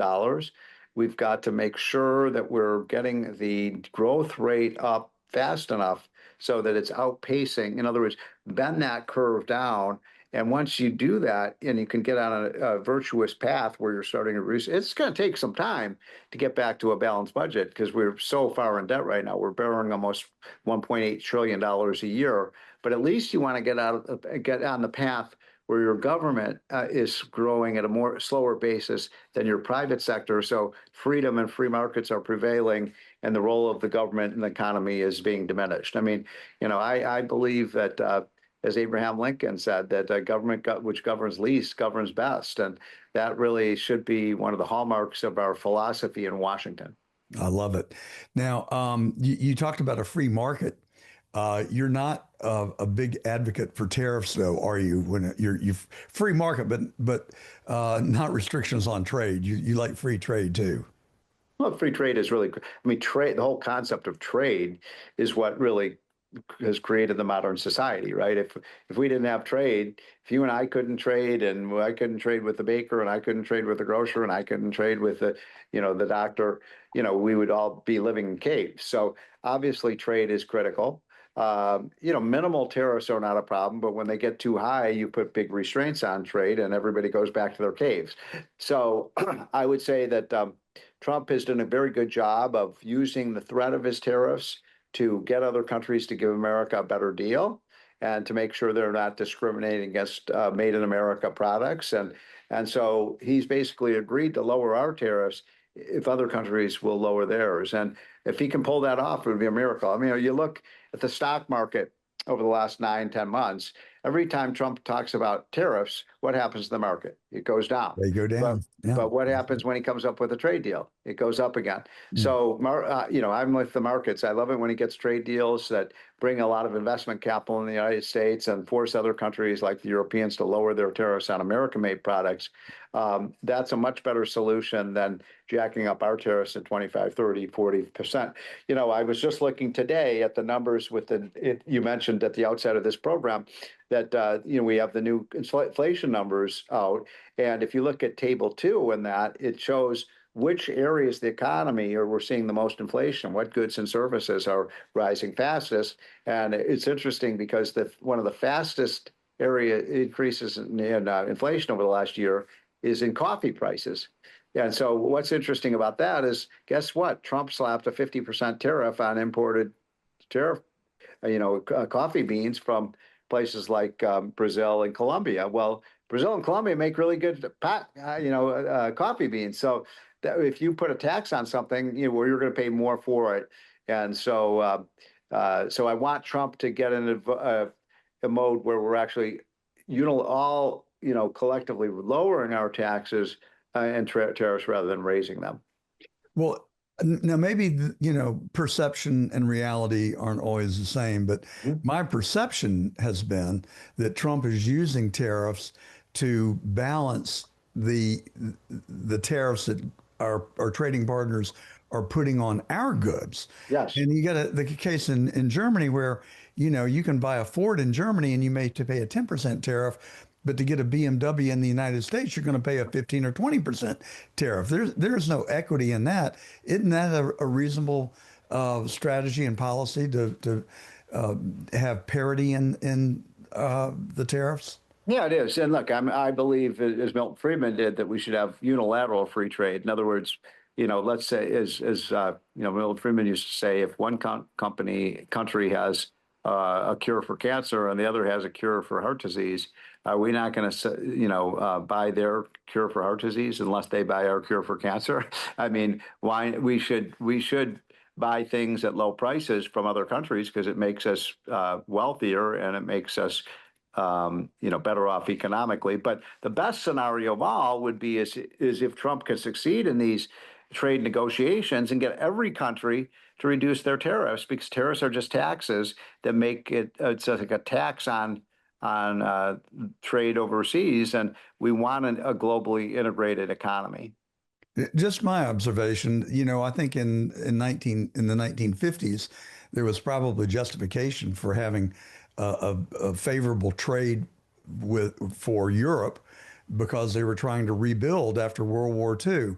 But it seems like that legacy has just remained with us for the last 70 years, and that now maybe that is not necessary for Europe to get that trading advantage. And I feel like that's what Trump is trying to rebalance.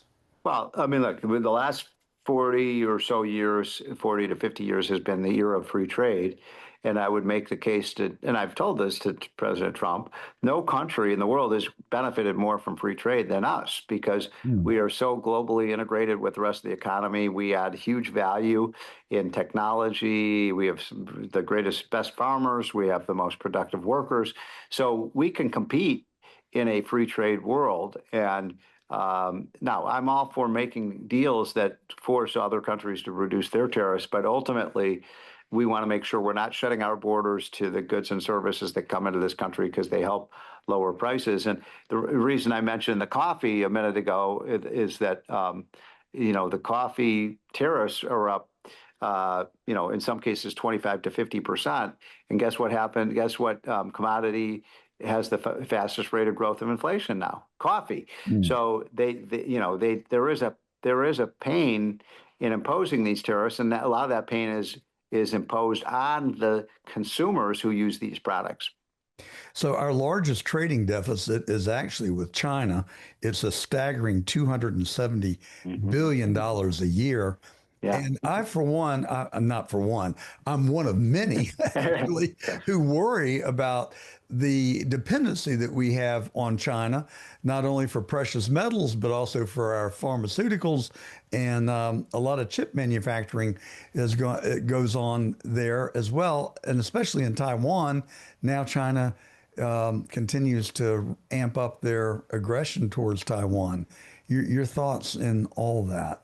Well, I'm not a foreign policy expert, but I do know this, and I think most of your, listeners and viewers would agree that, one of the great threats to our peace and our prosperity is China, and if we can't trade with them, it's going to be a big problem for both of our countries because we need their stuff and they need our stuff, and so I don't want to see. I certainly hope we don't see a Chinese attack on Taiwan, but. The best way to get along with people, even whose ideology you may not agree with, is to trade with them. Trade when two countries that are aggressively trading with each other, they don't usually declare war on each other.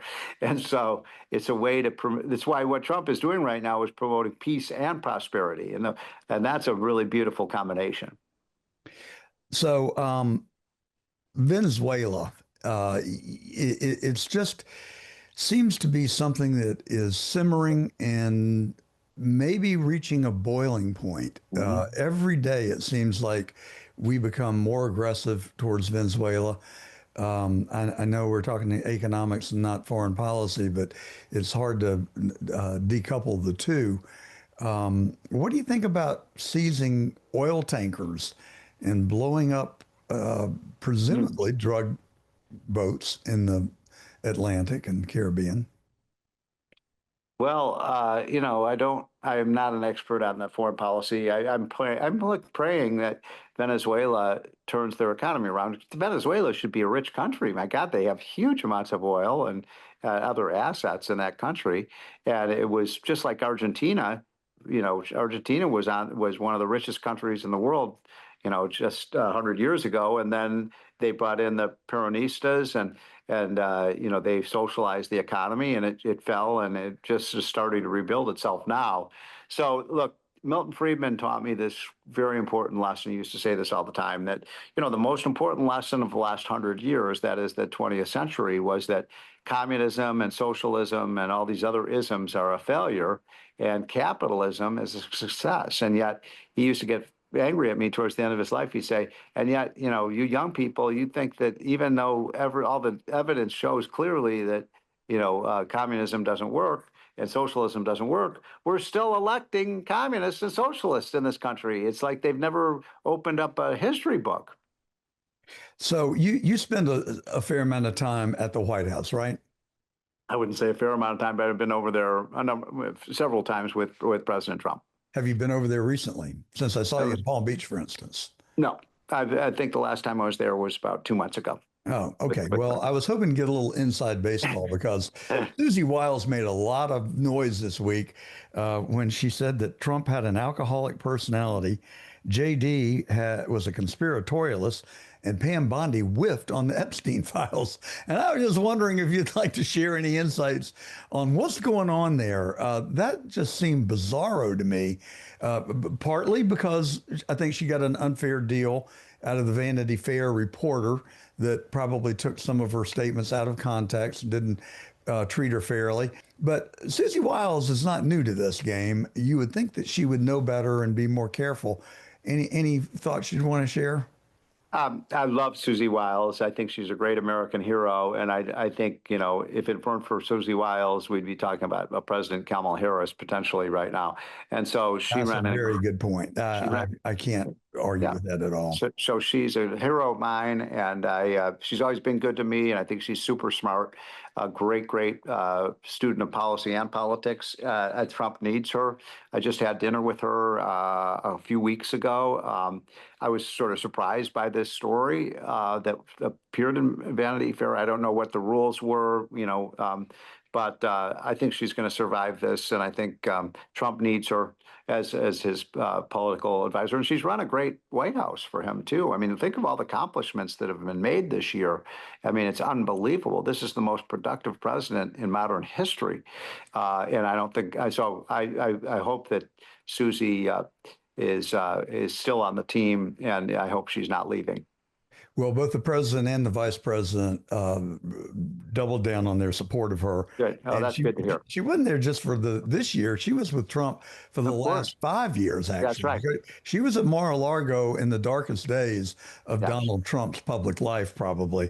Yeah. And so I think they have a real strong bond between them. I know she goes all the way back to Susie, when I had dinner with her, I had forgotten this, but she goes all the way back to Jack Kemp. And, she has a storied history in politics. She worked a bit with Ron DeSantis, your great governor in Florida. And so, her record speaks for itself. Well, and she was with Trump in 2016. She actually organized Florida for Trump. Yes. And that's how she got on his That's right. That's right. Yeah. Very appreciative of what she did. So we've got the midterms coming up. Midterms do not favor the incumbents. And we've got just a lot of things that are not really going that great right now. We haven't solved the skirmish in the Ukraine.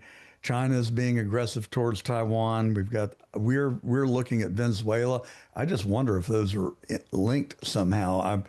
I'm not a foreign policy expert either, but I kind of ask myself, Russia is an ally of Venezuela, and China is involved with Venezuela. And is Trump saying, you want to continue this war in the Ukraine? You want to move on Taiwan? By gosh, we're going to go in and take over Venezuela, or have regime change there at least, and get a real strong ally. I think. Well, let me just comment on that.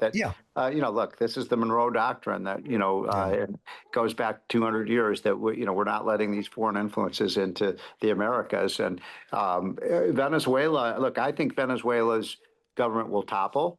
And I think, and by the way, this is, maybe a good point to add that, because I have to run in a minute, and I've really enjoyed and appreciate the opportunity of coming on your show. But I predicted when Trump won the election that we would see a Trumpian revolution all over the world, that people are sick and tired of arrogant and out of touch and selfish politicians who act as if we work for them rather than they work for us. And that's been the case all over the world, in Europe, in Asia, in South America.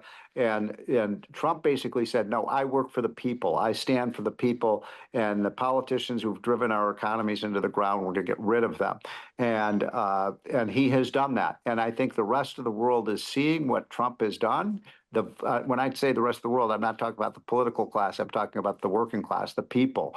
And this is a time for a peaceful revolution to get rid of the despots, whether it's in Cuba, whether it's in Venezuela, whether it's in North Korea, whether it's in so many of these countries, and even in some of the countries in Europe that are really strangled. Look what's happening in the UK right now. Britain has a bunch of morons who are running their economy and running that kingdom into the ground. Yeah. They're going to be gone. they're going to be gone. And if I'm right, I pray I am, we're going to see a freedom, pro-people revolution all over the world. And Donald Trump may go down in history as one of the most important political figures in the history of the last century because of what he is doing and saying, look, you can get rid of these arrogant politicians. We can get rid of the World Bank. We can get rid of the UN. We can get rid of the IMF, all these globalist and the institutions. EU, or the NATO, I guess. Yeah. Well, I mean, Trump says this very well. He said, I'm putting my country first, and that's what every other country should be doing. So my point is, we saw a great revolution in Chile where they deposed their rotten, Marxist government there. I think Venezuela is going to fall. You saw what happened in Argentina with Milei, who's a solid free market guy. I think Cuba is going to fall soon. And I think the UK is going to elect Nigel Farage, who is a Trump-like politician. And I may be wrong about this, but I feel pretty strongly that I'm right, that people are rising up. As John Lennon said, power to the people. You've been so generous with your time. I do have one last question I'd like to run by you. And I'd like to offer you the Gordon Doctrine. And I'm being somewhat facetious, but I also am pretty serious about this. I think that what maybe the president does not realize, the American people truly elected him largely, if there's a single issue, it probably related to immigration. And by gosh, he is doing exactly what the American people asked him to do. And now I think they're having second thoughts, not so much about the global picture, but it is impacting a lot of people that have sort of gotten caught up in this dragnet that maybe are unintended consequences of the deportations that we're witnessing. I think it may be hurting President Trump's popularity, which is kind of convoluted. He's doing what the American people asked him to do, but I think they want him to do it with more finesse, perhaps. I agree. So the Gordon Doctrine, get rid of all the bad people. Absolutely. The rapists, the robbers, the murderers, send them home. Do not pass go. Don't collect $500.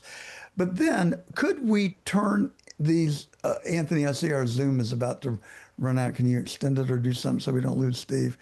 Could we turn these COVID vaccination centers into immigration work permit centers and have all the immigrants, all the illegals in America go to one of those centers and register with the promise that if we vet you and you have not committed crimes in your country of origin, you have not committed crimes in this country, we're going to give you a Social Security card and a different colored driver's license so you can't register to vote, but we're going to give you a work permit card that is good for 3, 4, 5 years, and you can come back and renew it if you're a good person. And I think he could shift the whole conversation and could become a hero to many millions of illegals that might have a pathway to stay in this country. What is the construction industry, the hotel industry, the restaurant industry going to do if we suck 18 million people out of our economy? I don't think we can withstand it. And I don't think Trump can either politically. What do you think? Yeah, well put. I mean, I agree with most of what you just said. I've always thought that Trump has done two things that have really improved the country and been very popular with voters. Number one, he has secured our border, so we're not seeing millions of people coming in over the border every month. We don't know who they are, and we don't know, what they have diseases, whether they're, what kind of status they have. So he has secured the border because we're down by 93% in illegal entries. But the other thing that he has done is what I call a worst first. He's deporting the people who are criminals, drug runners, gang members, people who are potential terrorists and who could do harm to our country. When it comes to people who are here illegally working, I agree with you. If they can prove they've not committed any crimes, if they can prove that they're not on welfare, because we don't want people coming here and getting our welfare benefits. Absolutely. And if they can prove that they've got an employer who can attest to the fact that they're a good worker and that they have a job, and they're paying their taxes, why not do that? Make them, I say, pay to stay. You pay a penalty because you came in the wrong way. We're not going to reward you for coming in illegally.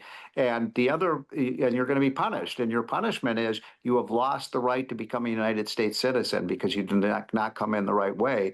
But we're going to need these workers, and I do believe that Trump has made a huge mistake, and the Republicans, by calling for all these deportations. So you got the ICE people. I wholly respect them. Tom Homan's a great friend of mine, but when you're going into immigrant communities and taking out a relative and putting them in handcuffs and so on, that's not a good image. And I've taught, Trump's numbers with Hispanics have really fallen. And I do believe if it weren't for the amazing Hispanic support for Donald Trump, I don't think he might not be president today.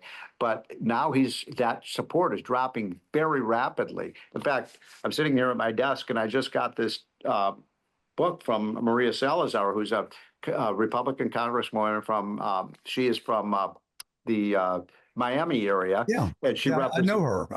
And she's exactly right.